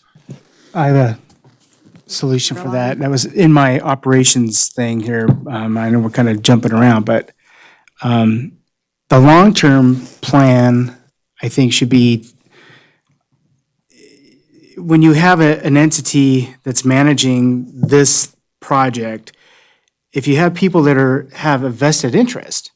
I mean, the city already has it. They have ownership in this. They own the range out there, but we all have a vested interest in it because we go out and use it. So based on that, creating an entity that manages the range down the road that consists of business owners, RSOs, CCW instructors, HR, range masters from both the county and the state would be a nominal idea. And then that way there's people always out there and saying, oh, look, Bay 3 is getting it's got something going on with some sloughing off on the berm. We got to fix it, and it gets fixed. But I think bringing inmates out there, what an awesome idea. I've always said that, if they should go out there and start picking the vegetables too. It would save the farmers a lot of money. But that would be an awesome idea. But yeah, if we have that long-term plan of having one set group of people out there that manage that, and we won't have to come back to this 10 years from now, or 5.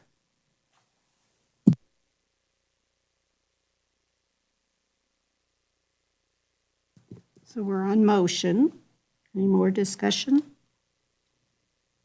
Okay, and all those in favor of the motion say aye. Aye. Anyone opposed? Motion carried unanimously. So that's on and the objective on that one, can I also say, is that what staff should be directed to be writing the grant for the materials and stuff? I'm assuming that that's also a direction to submit to get any of the material covered. Madam Chair, I believe there's two items. There's And that this? motion and, exactly, and the one you have in your hand, which is the removal of the Concrete? concrete. That is for now. I would recommend. Well, I'm just saying that that's a Yeah, quick one we can write absolutely. grant request for and try and get some help. What I don't know is the logistics. Are we gonna write multiple grants? Or are we gonna, on a logistics side for you, is it better to, now let's go through and prioritize our items? There may be other things that are low-hanging fruit that we can throw in there, or would you rather have multiple grants written for different items?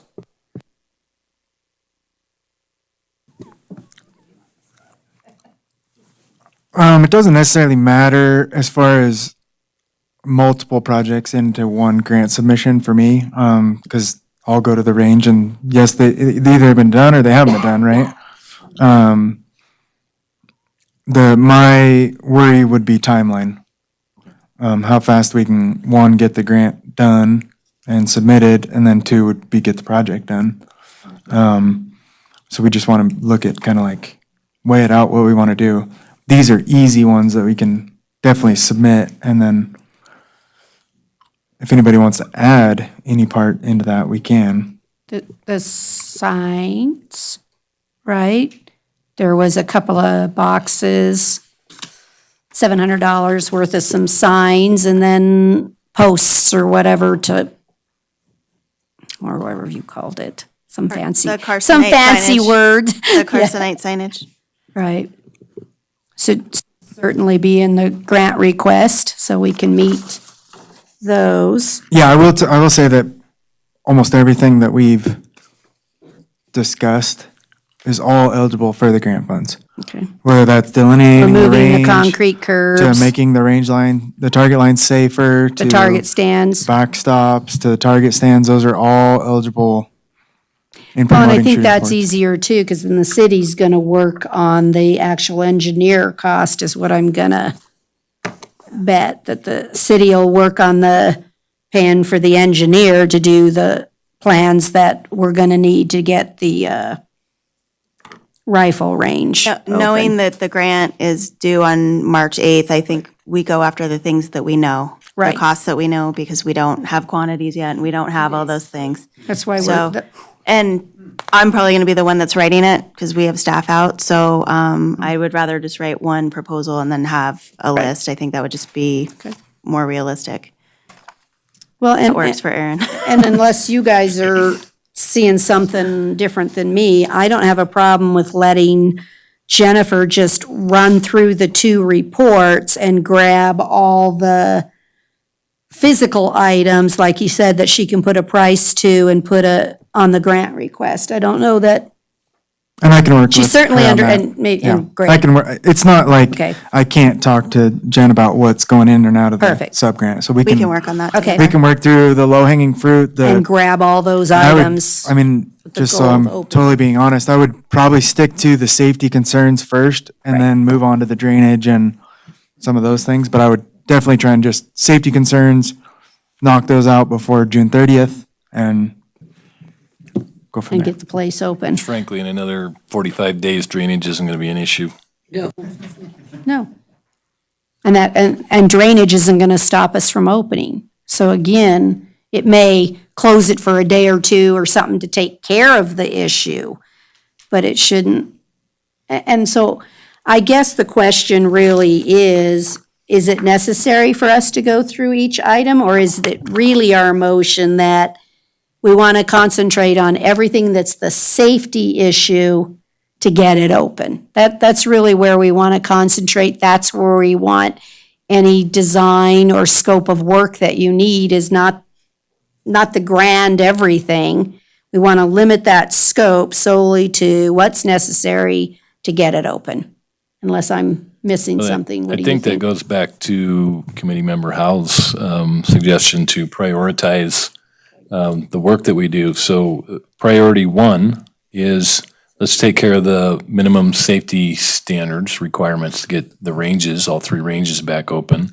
And number two would be what are the intermediate operational and physical fixes that we need to implement to keep the range open. And then thirdly, what are the long-range operational and remediation or physical remediations that we need to do? And then fourth, the final one would be the relocation. Okay, so does that mean you want to get your reports out and we're going to run through and make the recommendation of what is? So I'm just going to make a recommendation that you want to go through all of it and mark them now, middle, whatever. That's what you're ready to do? Yes. Okay. Everybody have their, which one do you want to use? So let me ask the different question. We had the tactical services and we had the NRA, 2 reports. Let's use the NRA report. So that we're all doing from the one that we got, that we received. It's in your packet today. And does everybody have Staff it? can go back later and compare to that report and Just see if there's grab any something we low fruit missed, we but missed. yeah. Okay. Since we're trying to be consistent and stick with the NRA standards, I think that's probably the Okay, so easiest. here, we're gonna do this together. All right, so I'm okay with, in general too, instead of it being a motion item by item, that Jennifer can keep track as we're going through this on how we classified it, and then we'll just say per the discussion. Just so that y'all know, we're not gonna just restate going back through. So I think it's easier then that we have a report in front of us, and let's start finding anything that's an action item, if that makes sense. Is everybody okay with that methodology? Mr. Schutte? I just have to make an apology here. I have to excuse myself from the meeting. Sorry. Thank you so much. 2 weeks. Thank you.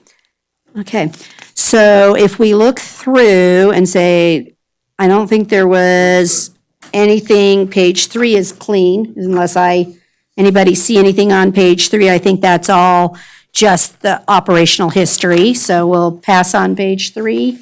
Okay, we'll go to page 4. I don't think first aid kits are necessary for the opening, so we can throw that to the health department to look that they're doing their kits. No, anyway, I don't think that, right? It's on the top of page 4. That's just the recommendation. Madam Chair, I think. you Well, have to- that's what we're going through the, Yeah. right. Not the recommendations. Well, And then I that's think a the range recommendation site later is too. just discussing the site itself, unless somebody So sees we don't something need immediate anything in on there. that, right? Nothing on page 4? Anybody? No, Am I actually, on missing page 4, under the long-range 300-yard lateral berms. Page 4, there are no lateral berms. Okay. So I don't know everybody where that agree? falls. I mean, we've never had lateral berms before, because as you shoot on the long-range side, you're in a bowl. You can see around. I don't know if that's a number 1 priority necessity, or if that's something, again, down the road that we could incorporate when you potentially dig out your basin. You can take that cut from your retention Not basin. needed to open. Let's go with, we need it to open, or we don't need it to open. And then long range or nice, we'll put it in, right? So do we need the lateral berms on the long range to open? Comment I'd say, I mean, according to risk management, it's a safety issue. for shooting in between? I think the reports indicated that the answer is yes. Okay. So we need lateral berms to open, okay? So I'm marking mine open. Okay. On the 300-yard range, page 4, the second bullet, right, is a open. We need that to open. Okay, the next, Open only the long range. This has nothing to do with the base. we're going through the report, this and is we're gonna specific mark to- the recommended suggestions that came in the report is yes to open, or we don't need it to open, and then we'd push it to intermediate or long range. But are we going to try to Are we going to try to get the easiest thing open first, which is the base? Discussion, yes, but that, first, we're gonna go through the report on what's necessary to open Open the whole it. thing? To everything. open it. Okay. And then For we'll each do it in range, we priority discuss order. the to-do list. Yeah, the bays are on page 6, so we're on page 4, we'll get to page 6. Right, yes. Okay, so as we keep going down this, the next bullet, the firing line within is covered in good repair, blue safety, nothing on the next item. The firing line, I wish this one would have been set up different. I like the other guy's report better because Madam Chair, did you want to discuss the intermediary berms that Mr. Blackwood brought up earlier? It's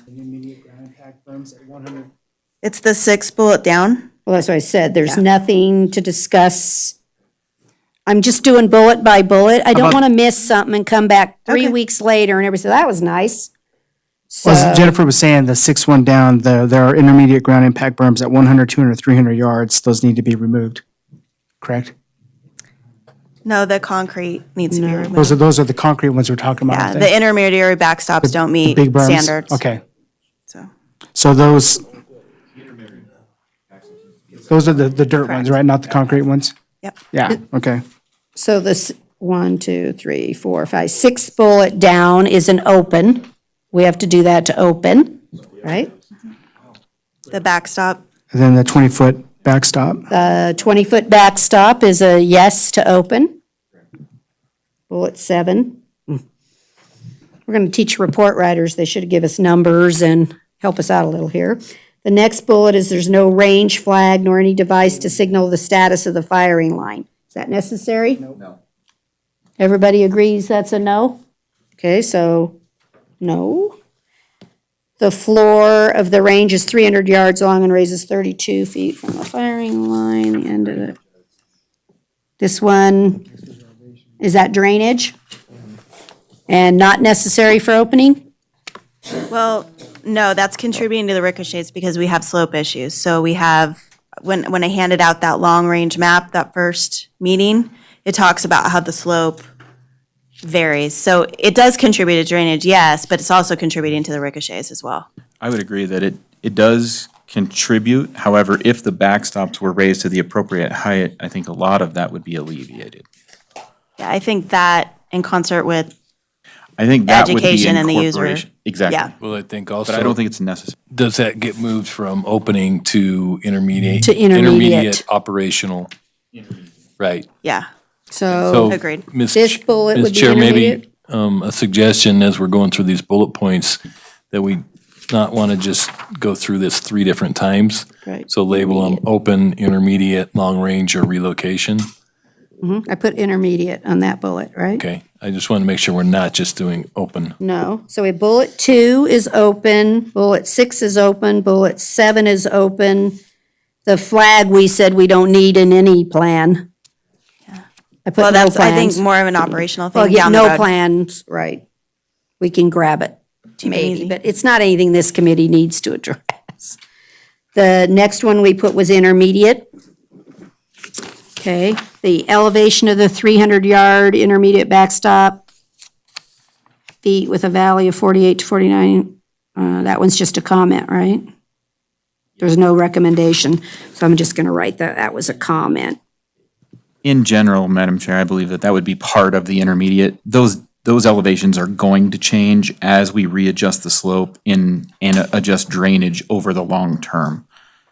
But I think that you're right, that's just a point made in here.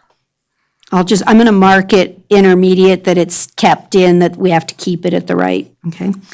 The next one's the range floor generally drains towards both sides of there is vehicle access. That again is just a comment. That's what I said, they mixed. The next one's from the firing line, there's an intermediate ground berm at 100 yards, approximately 3 to 4 feet high. So the 200-yard intermediate ground berm and consequently the 300-yard backstop are elevated above each other. Comment? Gosh. Okay, the next one's at approximately 50 yards, there's an elevated berm. It is assumed this was installed to elevate the targets to move the impact zone further downrange. at current height. This is still 2 feet below the grade of the firing line. Fine? Comment? That's going to be adjusted when the removal of the concrete is done. That mound will be adjusted at that point. What's our, so we're indicating we don't need anything on this one? No issue? It's gonna be fixed. Right. Right. Yeah, no. No issue, done with this, right? Done with concrete pull? Supervisor Bagwell, did you maybe want to go to the page 8 where they have the suggestions for how to move forward rather than us evaluate just their general comments? I wonder if that would be more helpful.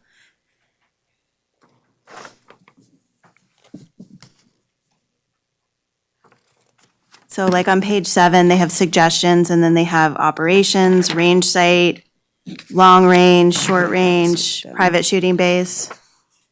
Page 8 is only recommend suggestions. Yeah, so the Starts, you're saying, instead of suggestions start on intermixed. page 7, yeah, I know. So I think they first are identifying their observations and just stating facts.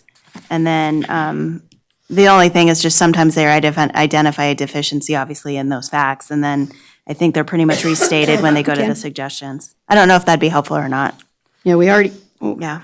we can, because the long range, we already said bullet 1 was the lateral berms was a yes for opening. The slope is intermediate, because we already did that from the, right? The grading on the firing line, so there's not a 5-foot drop. Was that intermediate?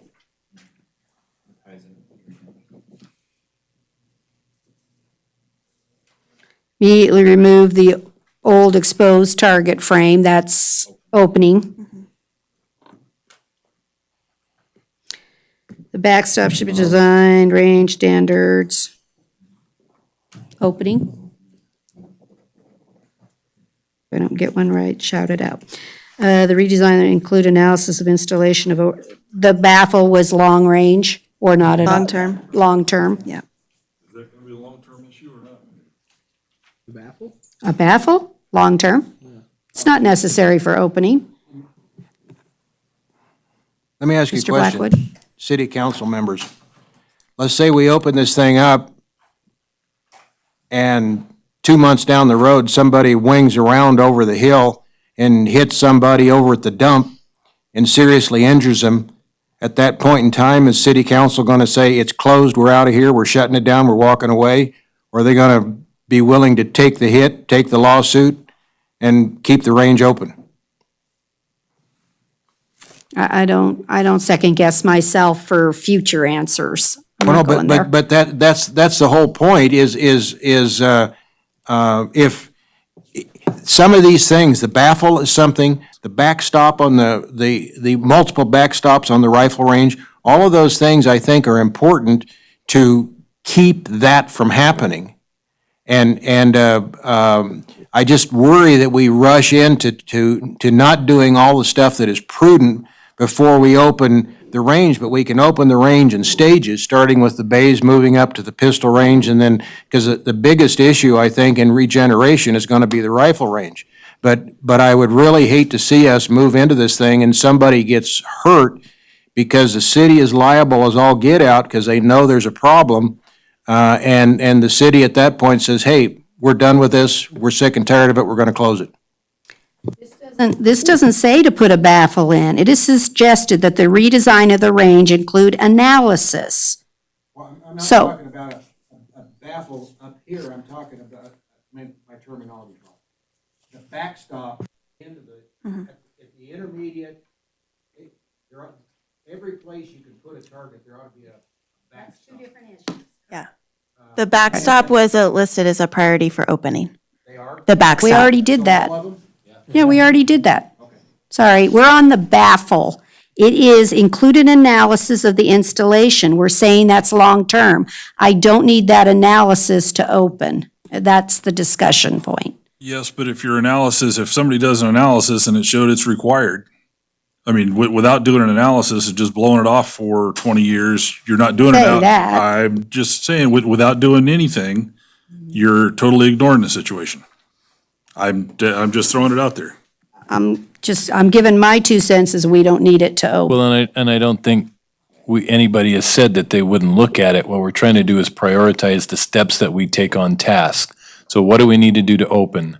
Once we've done that, then we're going to move to the intermediate operational goals and physical remediation goals. Once we've done that, we're going to look at the long-term operational and physical remediation goals, which is where the baffle would fall. Madam Chair, oh, sorry. I would just make a comment where I agree. I don't think it's necessary to open. However, if we have a funding opportunity, absolutely, we need to at least price out a baffle and see if that would be something that would be included in potential grant funding while we have that opportunity open.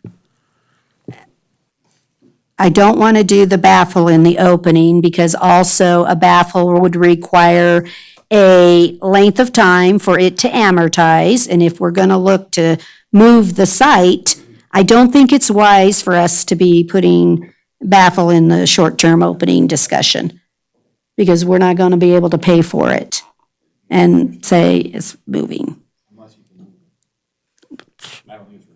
Right, that's all. We're just putting them into the right buckets. Does anybody want it not to be a long-term bucket? I need to make sure, Maybe because I do want to the take a motion as analysis- a, Well, because it's whole. talking about the analysis, you could look at that piece of it earlier if you wanted to.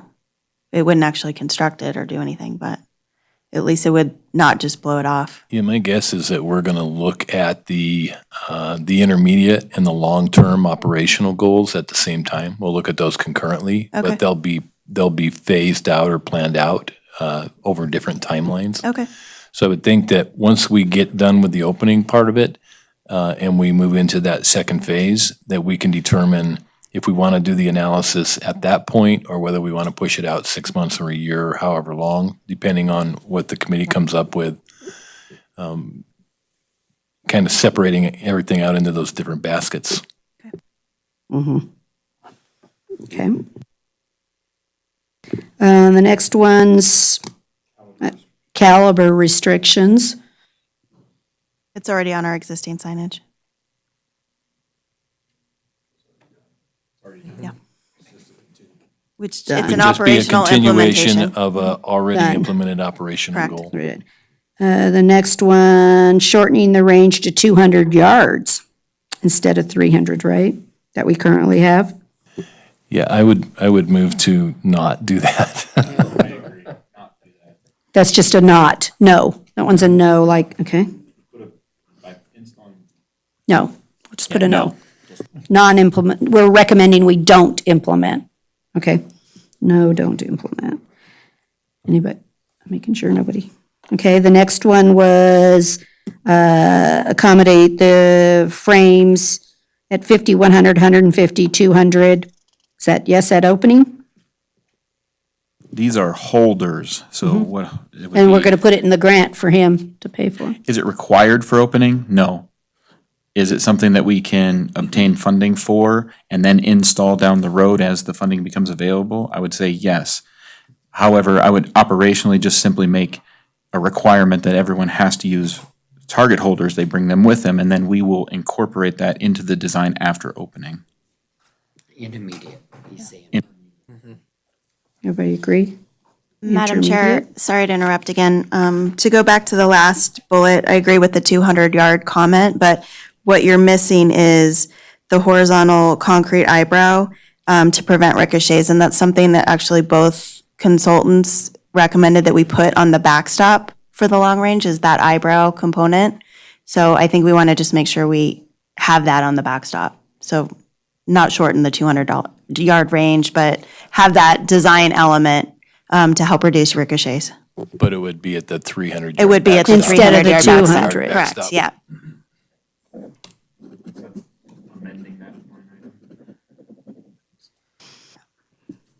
And the eyebrow, I think, would be for the opening. We want to have that backstop functioning.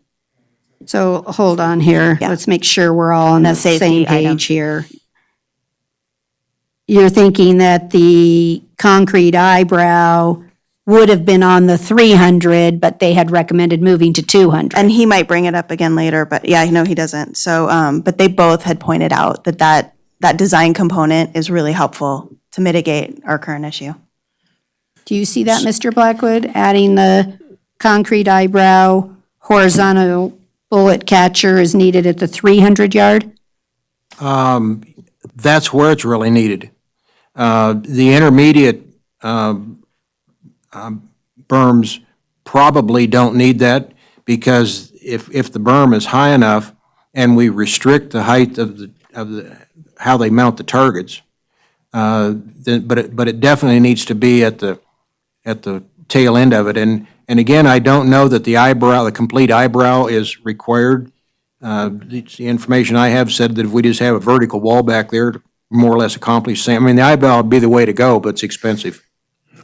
So how about, no, we're not recommending the 200 yard, that it be shortened to 200 yard and intermediate discussion at the 300 yard on whether it's an eyebrow or a, I think the recommendation would be to delete the first part of the line so that the line starts with the word install a concrete eyebrow and change to 200, or the To 200 300. yards to 300 yards. And then it would be Intermediate. it would be no, it'd be an open.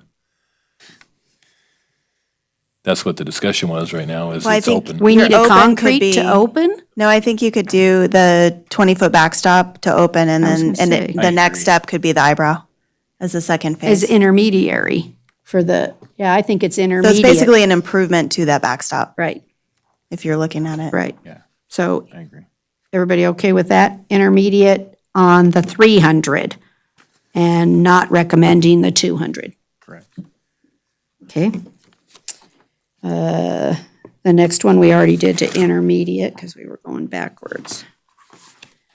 Okay, then we're on, it is suggested that intermediate ground berms be placed at the 50, 100, 150 targets to stop rounds. That was the opening? Just the one, okay. Target frame holders be designed to accommodate, not protrude above the ground. Side dimension, suggested that at a minimum, they be designed to accommodate the NRA 200-yard rifle target. That's an operational issue, right? Moving on to the short range, 100-yard be redesigned to include 8-foot lateral berms. So this is opening. Opening. Backstop be designed and constructed. This is opening. Right? On the backstop, just making sure.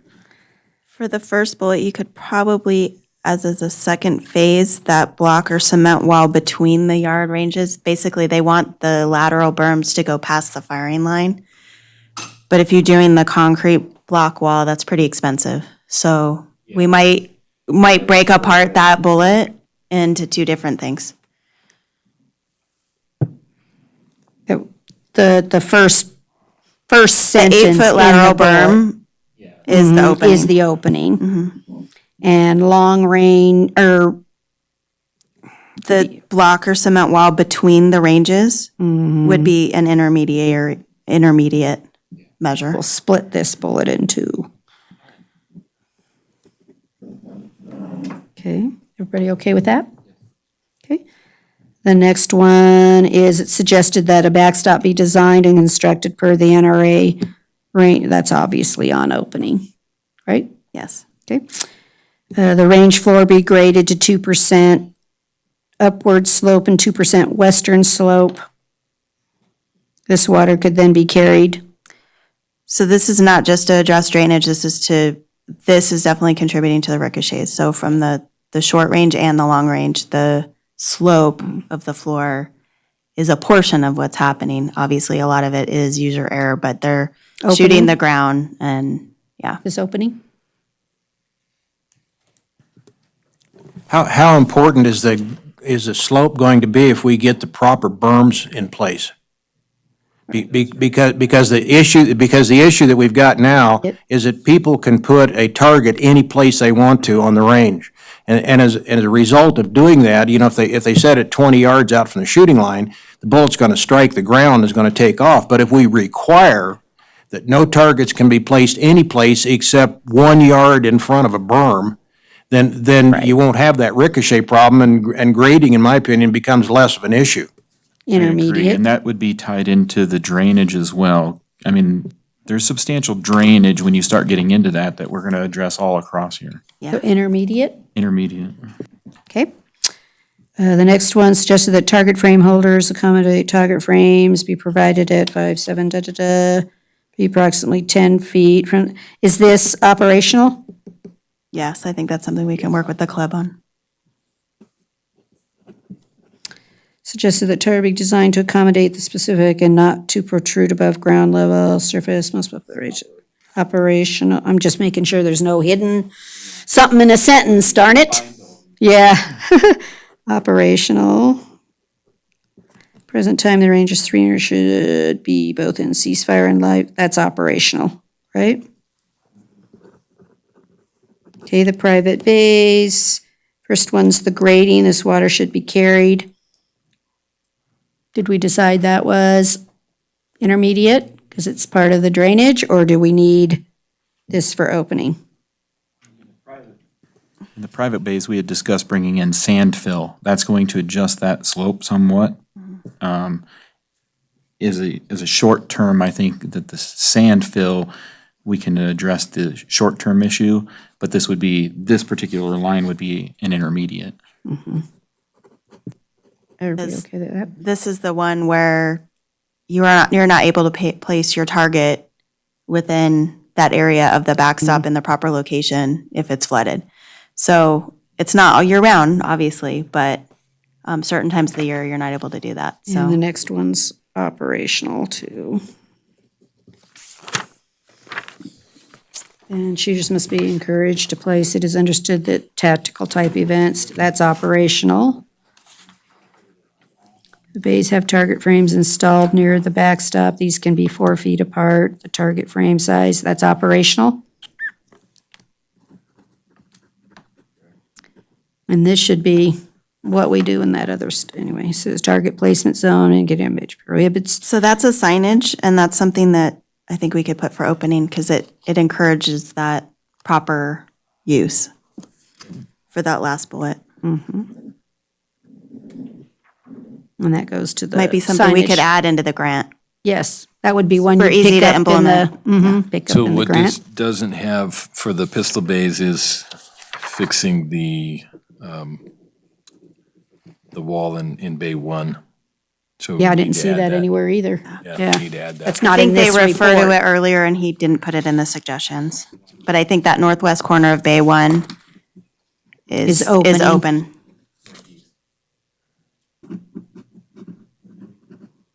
Oh, northeast, you're right. Right, it's northeast corner on Bay 1. Yeah. For the berm. And that's opening, right? Let's see, future, probably long-term future use, planning should be, we already did the long-term for the movement one earlier today. We'll type this up and provide a summary back to the task force too, with numbers, so it's What was easier. the target placement zone? Is that going to be on opening? Signage and apply for the grant. Okay, one thing that I've seen, just as, I'm throwing this out there, as for target placement zones, if you want to have a specific area, there's stake utility whiskers.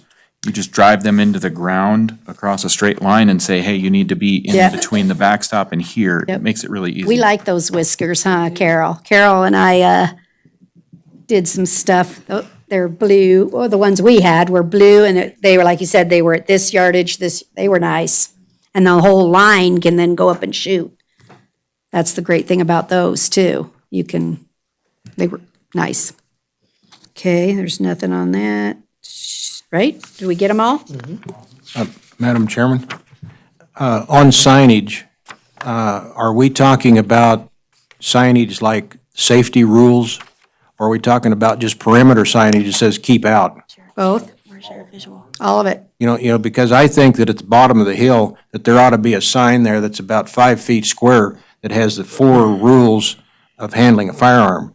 And every place that you go into the bay, you go into the shooting areas, there ought to be a small sign with the 4 rules of handgun handling. And also, as I mentioned earlier, we may want to consider declaring this a cold range.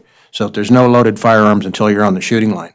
But all that stuff, you know, there needs to be a gigantic sign so that, and as simple as possible, so that people that are slow in reading can catch on to it. Because if not, for no other reason, so we can cover our behinds. Okay, thank you. All right, so then I'll accept a motion that says, Motion. I'd make a motion to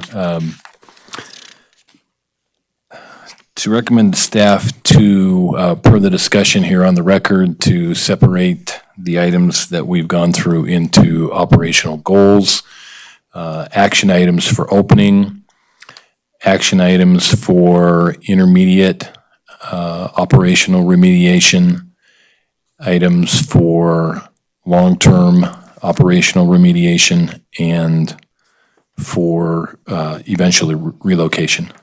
and the ones that we are not recommending are needed. There was 2.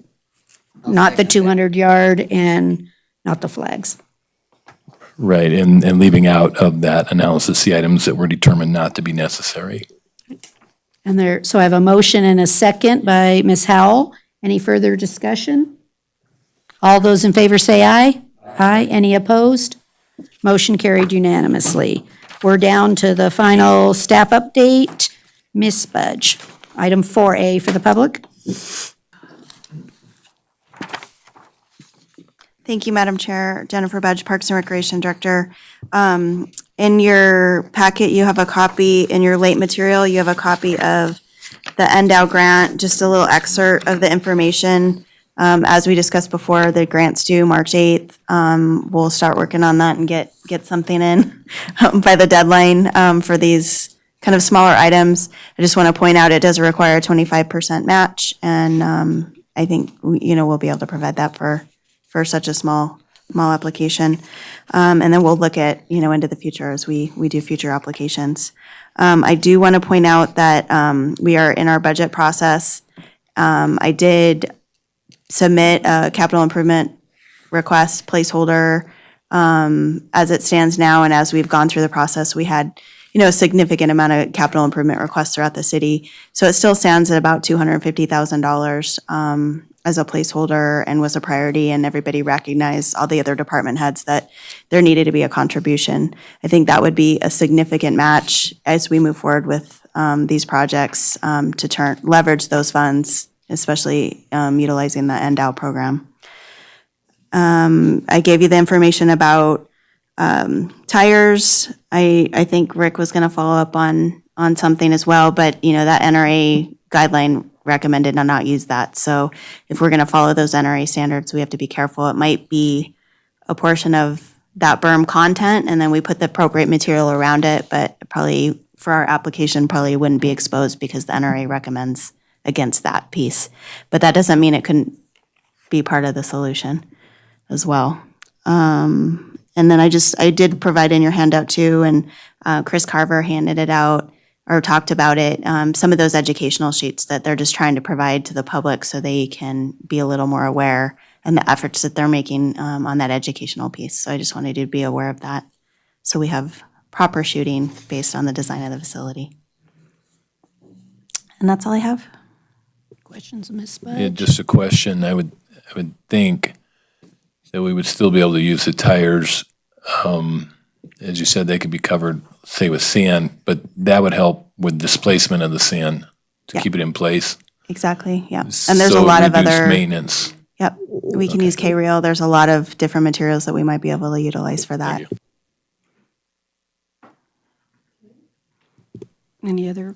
As a aside, I guess the railroad ties would also be, that would be applicable for that, yeah, as long as we.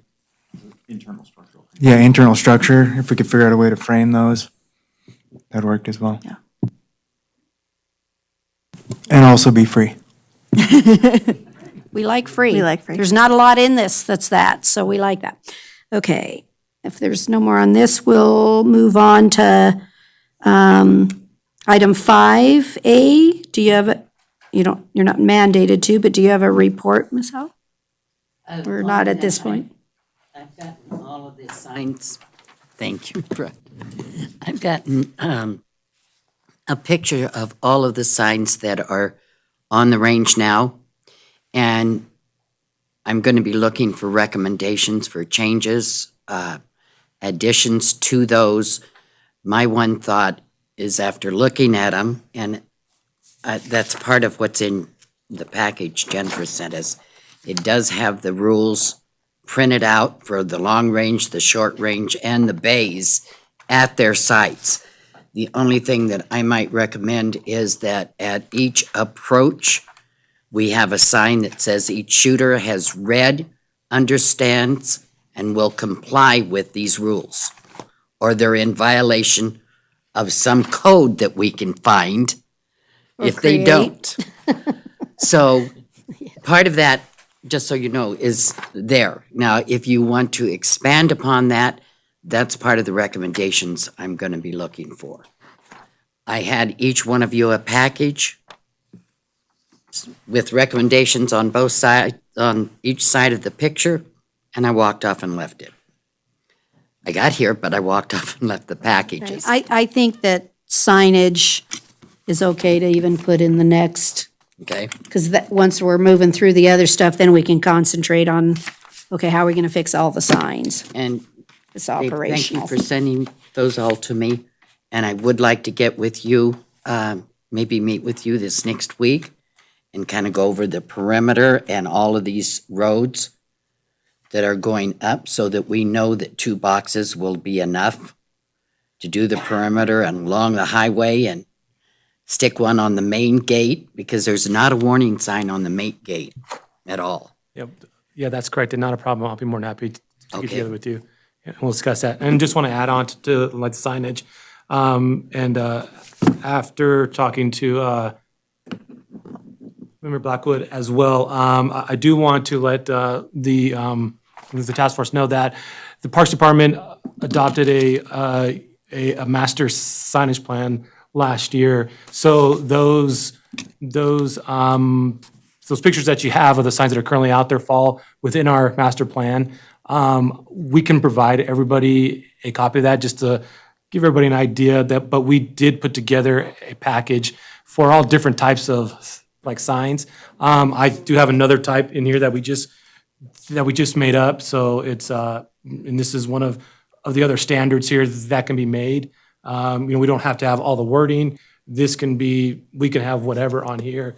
But just to give you an idea of, this is part of our master signage plan that can be put out there. So if we have like icons, like, in this scenario, it wouldn't matter, but if we had, you can ride your bike here, you can hike here, no dogs here, we can put that in here, something simple, so it's not a bunch of words, but more people can look at it and say, oh, I can't do this, I can do this here.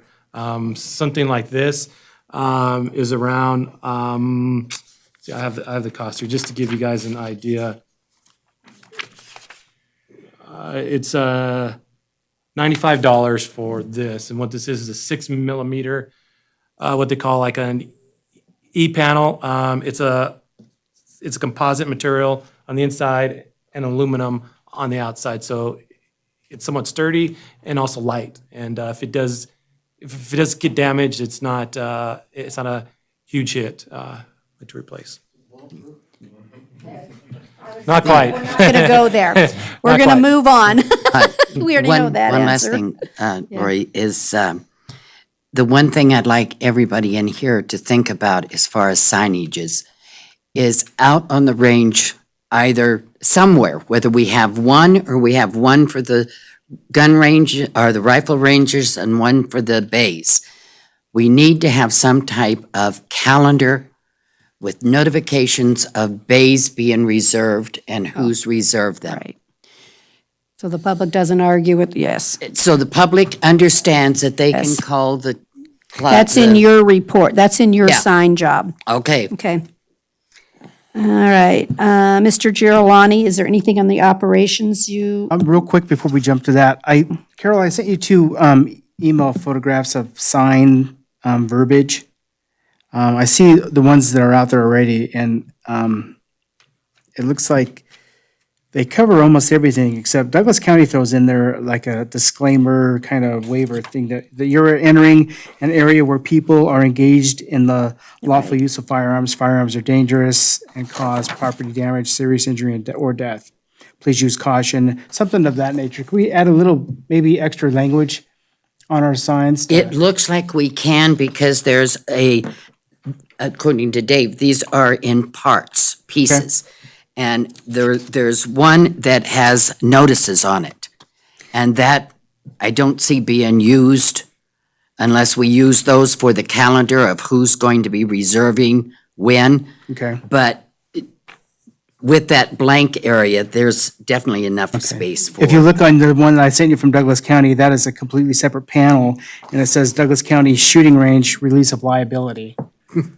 I don't know how much water it holds, but Matt, it About that helps. much? something out No, but there. it helps. Yeah. All of that helps. It's I have a something. copy of all the Douglas County language, and I have a copy of their envelope that you have when you go in to pay, and then it has all that language on there as well. So Perfect. you're hit with it not only on the signage out there. I think they do a really good Yeah, job they- with that envelope too, because when you're closing that up, it says The all public that on needs there. repetition. Yep. Serious repetition. Okay, we've already obviously covered a few things. And we threw a bunch of operational in our last motion for you. The obvious thing that comes to mind is the issue of finances. So the grant, I know we're down to the wire, that's gonna be a huge issue. Let's get that, we can secure that, we get those monies, we can start that foundation. Another thing for money would be establishing the entrance fee. I don't think if we'd go crazy, but say $5 for a Carson City resident, $7 for a non-Carson City resident, and $10 for an out-of-state resident. So if you're a Nevada resident, it's $7. Yeah. Well, I think we would also want to look at a commercial rate too, so that people that are doing, the CCW instructors are like Terry Tessie, who has to go out there to test his pistols every day. You want to have like a commercial license fee or something too. Okay. Annual one maybe. Are you proposing having someone sitting there checking residency? No, it goes in the envelope. It's again, on the honor system, but I think what the city also needs to do is come up with an ordinance that says if you violate this, you're committing a misdemeanor. Fee schedule with it, and, right. You know, it kind of falls under the guise of a parking tickets type thing or, you know. Sure. So I just want to remind everyone, we did acquire this land through the federal lands bill, and there is reversionary interest on this land. And when we have third-party uses or fees, we have to check in with BLM before we implement anything. Just because, like the golf course, we had to get their approval to enter into our current agreement because technically all revenue is supposed to go to the Department of Interior. So we don't want that to happen. We want the money to come back. And their caveat with the golf course was as long as that, you know, we're not having rent right now, it's going back into the facility for improvements, things like that. They were fine with that concept, so. That would be the whole operations purpose and of doing maintenance. this fee process is, so that money goes right back to It's just paying for the operation and maintenance. operations of the, And could For the that not be long-term used if? baffle. yeah. No, sorry. Fun. Sorry. The other, Rick missed that. the other idea is the sponsorship of bays. So like if Battleborn Ammo wants to sponsor Bay 2, you guys would be responsible for the cleanup of that bay, the maintenance of that bay for, you know, a 30-day or 60-day or whatever. And you could put your sign out there, you know, sponsored by Battleborn Ammunition, and it's advertisement for the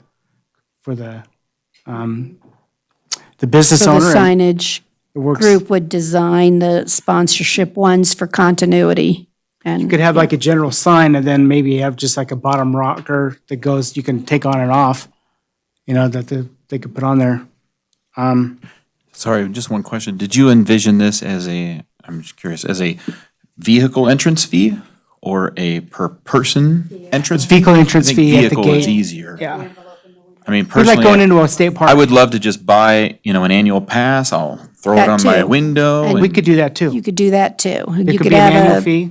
individual use. Douglas County Single right now use has versus- $50 for an annual fee, or you can Yeah. do $2 per vehicle drop-in. Yeah, they have a pretty good program, and I think if we mirror that, it would save us a giant headache. But have it an entrance fee like going into a state park, like in Davis Creek, you have that. Maybe in your grant, you can buy a couple of Iron Rangers to be able to, monkeys, whatever we call them, whatever, so you can put the envelopes in, since I was you're trying to figure working out on what your those were grant called. really fast. Right, and I think you Rangers, would want monkeys. one at the gate. You'd also want one at the range for those people that miss all the signage and everything coming in and then get caught at the range. One at the entrance gate, rifle range, short range, down in the middle of phase 2 and 3. I have a question. And Who maybe- collects that money? Who's going to go down and collect the We'll worry money out about of there? that later. We'll worry about that later. Trust me, Hello? we'll get Okay. that done. We'll get that done. Okay. And then, I don't know, the envelopes, to buy envelopes.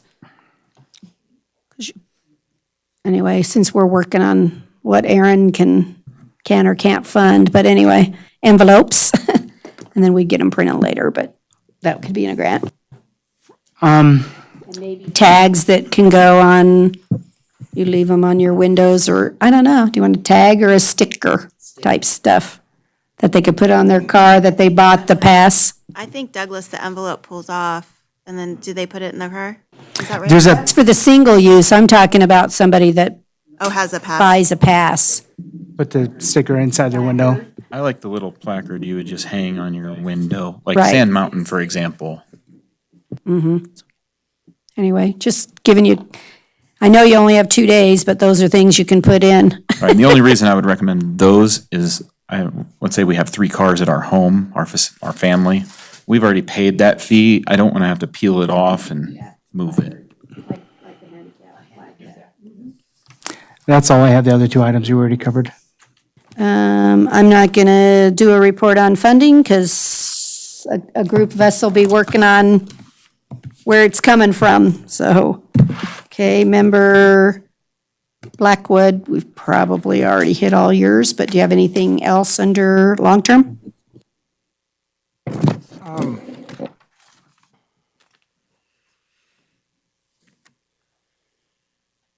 I want to take a slight deviation here on that. And as I understand it on NDOW funding, that it doesn't have to be matching money, it can be matching in-kind contribution, labor, whatever else.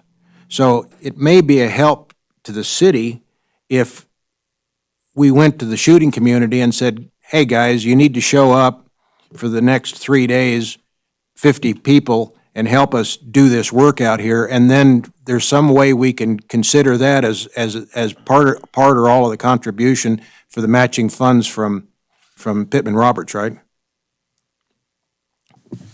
Correct. Yep. So All the work that the gun club or the rifle and pistol club would all qualify for in-kind match. So that may help then with the city with the funding So issue. be sure and if we can- count all of signage design work for Carol, so she could log in 20 hours or something. Maybe all of us too are logging in all these hours. So there are restrictions to the in-kind match. Obviously, the main one is that you can't count anything before you're awarded. So it's pre-award costs, which, Right. what's that? She hasn't designed them yet. Right, First you so- have to give them to her. Yep, so everything from when we're awarded, basically when the city signs on the dotted line, you can start collecting hours. We have timesheets for the volunteers that come out. They can record hours and mileage to go out and help. And anything that they do at the range, basically, whether that's cleanup, sweeping, anything like that anything that goes to the project is all eligible. And if the RSOs end up going through under the city's workers' comp policy as volunteers, that would also qualify. I think the RSOs would count either way, whether they're club RSOs or city RSOs. That's They're my conducting an question. activity, yeah. Right. You're talking about them actually Match. like being out at the range while shooting's going on, or Right. RSOs contributing to the project? No, RSOs being at the range conducting RSO duties. No, it'd be more project oriented. Okay. Yeah. But I don't really see any reason that you guys wouldn't meet the match. It's city funding going along, as long as we documented it. It could be donations from the public, it could be, we can do a blended approach to the whole thing, and I've never had one in the past not come up with enough match. So we're very creative, and there's plenty of match out there. It's just documenting it correctly and making sure that everything is signed, basically supervisor's signature. Just like we do with our timesheets when we get paid. So we fill out our timesheet, sign it, supervisor has to sign it, say, yes, this person was there, and that's approved, basically.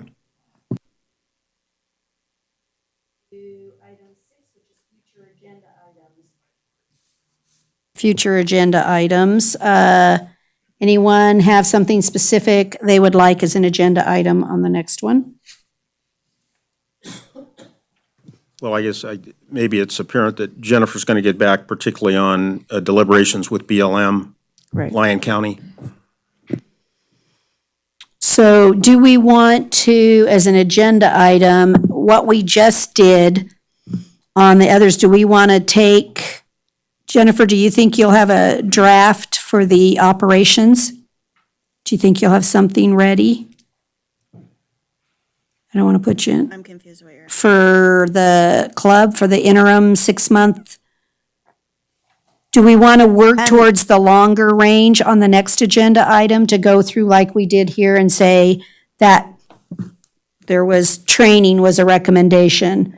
Do we want to have that as a discussion item on the, it doesn't mean we're going to accept the recommendation. Do we want to do the same type of thing on the operational, say, yes, we want that in the So for the long-term agreement, answer? for the agreement, we would go to the Park Commission April 2nd. If our next meeting tentatively, unless you change it, would be April 3rd. Or are we all comfortable with just, And people are welcome to come to the Park and Recreation Commission too, so they can participate and chime in. And then we would go to the Board of Supervisors after that, because the agreement expires April 16th. So we have a pretty hard deadline that we have to work with. are we comfortable with letting Jen, from the direction that we already did, just take the interim one to the Parks and Rec Commission without coming here first? Everybody okay with that? Because it's only a 6-month? I think at this point, I would be, because it's going to go through Parks and Rec and the board. Right. So, and I think our focus is get the rifle range open. Okay, I just want to, okay, so we don't need And that as a I don't- future agenda item. I don't think we can do much until we've got a good feel for what the operations are going to be before we can get into working on the long-term lease. So I think Agreement, what, use agreement. use agreement. So I think what Jennifer's got for the interim is just basically what we've decided that they would get retribution for the range. And then are you going to pull the terms from the current lease into the 6-month lease? Yeah, I'm going to follow the direction that you guys provided earlier, so we'll follow that. Okay, so then it won't Make an come. update on the grant too. So I'll just put it under my director's report. I'll give you an update on the BLM Lyon County, our agreement, and then. The grant? The grant.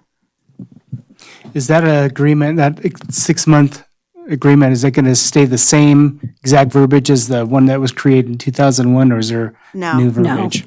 How about she would just, in her director's report, or give us an attachment as to what went to the Parks and Rec, and she can give us an update of what Parks and Rec did with the interim report, I think, the interim agreement, sorry. I That'll think we work. need to look at before we just agree that it goes in your director's report, whether or not we would want discussion and action on an item. So think about that carefully when you're crafting the agenda items. If you think it's something that we're going to have discussion on and potentially want to take action on, pull it out of your director's report. We could probably do that on the agreement, because even though you'll probably have your final packet already for the Board of Supervisors, if there's last minute concerns with the draft at that point, you could still recommend to the Board of Supervisors.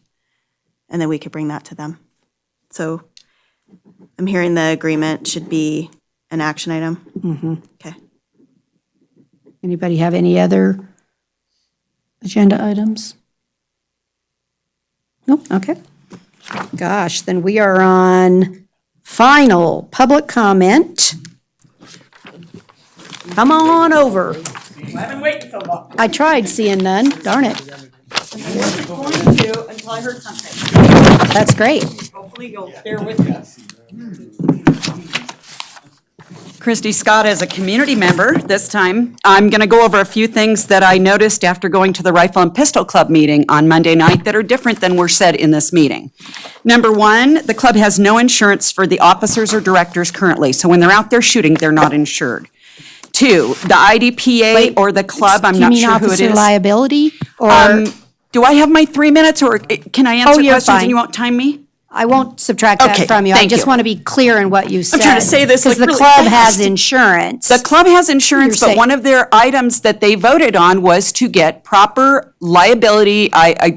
They called it, at one point, and Errors they and called it omission. something else. It's not Most errors people and don't omission. have it. Got it. It's Thank not you. errors and omission, but none of the officers are insured currently on the club under their insurance. None of the officers or directors. Got it. So when we're talking CCW and club going out to shoot, not all club members are experts. The only requirement to join the club is to pay the dues. When I'm going, and they, I believe, shoot steel targets. You can correct me if not. There's only one event that I can recollect that actually includes steel targets, and it's not on any of our current match schedules. Is that IDPA? Is that the club? We're not IDPA. Okay, because the IDPA has, and this is another thing, IDPA has the range booked. Bay 2, as far as I could go before my phone died, to January of 2022. Bay 2, they have it 2 Sundays a month. So I don't know who that is then if it's not the club. I assumed it was the club because it's John Lynn that reserved it. He's part of the club and he's also an employee at Carson Guns. The club has no shooting requirement to be a member. CCW classes are highly, highly controlled. We do 3, 5, and 7 yards. We have an RSO per 2 students. So we are safer. We're using paper targets and cardboard targets at a close distance. We are safer than a club that doesn't even check to see if their members can shoot before they're allowed to join it. So I just want to say that, and also CCW people are not necessarily novices. I do Marines, and I feel like I want to hide my head at the way that they shoot. That's correct. So I wanted to put that out there. There are other CRSOs locally that can train. The cost is about $40 through the NRA for the books. I have offered to train the RSOs. You know that I have. You and I've talked about this and emailed for the cost of the books. It's not $150 unless that's what your trainer's charging. And that was on the website for Carson Guns to train. Let's see, And I'm they sorry. said they did accept certificates of, and they did. Well, they said, mine is an NRA certificate, so I can also train NRA CRSO. And the other thing is, to be an RSO, if you're already an NRA instructor, you can take the course online. You don't have to go to a class. Okay. So that's something else that's important. Let's see. The other thing that really made me uncomfortable there is they had drafted a letter to hold the city basically hostage. This is my interpretation. They were going to quit, they were going to send a letter to the city and quit providing RSOs, but decided not to send the letter out until they got range time. There were a couple people that, or at least one guy that got up at the meeting that was extremely angry because the club couldn't go shoot. People have been ugly to me because I got to take my class out there before the club did. And I feel like Member Gerlani had a great suggestion. You started to talk about a new organization that would be maybe business people in town, people that don't have a vested interest in managing that range. The club does. The reason, the people that were scheduled on Sundays, as far as I know, I'm the only one that wasn't notified. That could just be paranoia on my part, but there were plenty of people that have booked the range on Sundays. And this thing I have right here, this says Bay 1 only. I printed this out yesterday. How is IDPA booked through January of at least 2022 in Bay 2, starting this Sunday, if you can only book Bay 1? There's too much special interest going on in that club for it to remain in the club as far as management. And like I've said in the past, my business is willing to do whatever. We'll donate stuff. We'd be happy to sponsor a bay. We'd be happy to sponsor a cleanup day, fundraisers. We want to do whatever we can to get that range open for everyone. I'm not sitting here because it's helping my business, trust me, I'm doing taxes. So I think that's my 3 minutes, and Thank you. anybody has any questions, I have all sorts of paperwork here about it. Thank you so much. Okay, that's, any more public comment? Oh, I- go I'm ahead. just, as You- public comment. Oh, okay, I'd sorry. just like to congratulate the committee. I think that we accomplished a lot today, more today than we Worked have. hard. Thank you all. Thanks. Thank you all. I didn't want to take my 3 minutes with that, but I do appreciate all the time that you guys are all putting into it. I can see a lot of headway's been made already. So thank you all. Thank you. I have just one comment, and it's more of a question. If I applaud your, because I'm the one that gave the last RSO class, I would be more than happy to direct people to come and visit you Absolutely. if you want to establish an RSO class. I Yes. think that's extremely reasonable, and there is a demand. I can absolutely tell you. I had people who couldn't come to mine. I will absolutely send them away. What I would recommend is maybe if you pick a date, hey, RSO training on this particular day, I will absolutely get the word out to everyone. Well, I had already registered my name and everything with Randall in the club to do that.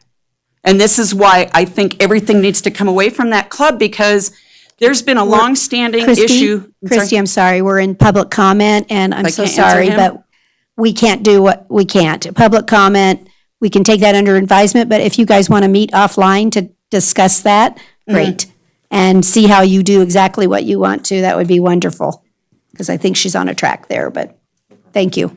Lori, before we adjourn, do you have a schedule of our next meetings? Do we know what was we're the doing date? with that? Was it April 2nd? 3rd? And instead of 1, I'd like to make a can we at least go to 1:15? So we can get from lunch, sorry. Seeing that everybody's trying to rush really hard, so. Oh, there you go. So do I understand we're now once a month instead of every 2 weeks? No, I think that we just won't, unless I was mistaken listening to what you indicated you wanted for agenda items, I really think April 3rd will have all the, right, answers back, the grant back, I'd like us to have data to have a meeting on, unless somebody sees something different. The only question I had is there was a meeting that takes place on the 2nd. Parks and Rec. Is there any reason that we would want to meet before that meeting on the 1st? Okay, we already discussed that on Oh. future agenda items. I asked you if you thought we needed to I'm see the asking you. interim agreement before the Parks and Rec, and we already said we can make further recommendations to the Board of Supervisors that Parks and Rec does not make. So we're gonna get the same agreement, use agreement on the 3rd, and we could add any of our own recommendations to that if Park and Rec Maybe I just missed didn't it. understand. Is that the only item that's going to the Parks and Rec? Is the, Dealing with the range? yes. Yes. Oh, okay. I'm sorry, I thought there That's was okay. other items that were going before them. No, that's, So oh, that's- the Park and Rec will have other items, but not dealing with the range. That's April 3rd, you said? Right, at 1:15? I just, 1:15, 1:30. 1:15. Very good? All right, again, before you Oh. adjourn, is there some way that we can release a report to Carson Now, to our local newspaper, giving people the information that they're getting here, that we're coming and doing, so that it would drive them to the websites There are hundreds of people in this town that go out to that range that doesn't know they can go to Carson Club and get a calendar of who's reserved what. They don't know to go to the website, Carson's website. I think we need to do something as far as publicizing what this group is doing and what the outcome is after these meetings. So they know that we are working on getting this range closed. Because in another month, like, Open, we're getting it open, not I know, closed. I know we Oh. are, but they don't know that Yeah. out there. Yeah, But, oh. yeah, that's what I wanted to said. get- No, no, no, no, no. Yeah. Cut. Yeah, cut that out of the minutes. Please. That came out wrong. Correct that. Right, Yeah. But It's okay. like Brad said, another month, the weather's gonna change and you're gonna have people driving out there that don't know that they can't shoot. So I'd like to be able to get something out to the public we'll very see what we can quickly. work on, thank you. Okay. Like I said, any other final public comment? Okay, then we're on for, if there's no objection, I'm gonna adjourn the meeting. Okay, we're adjourned. Woo! We were.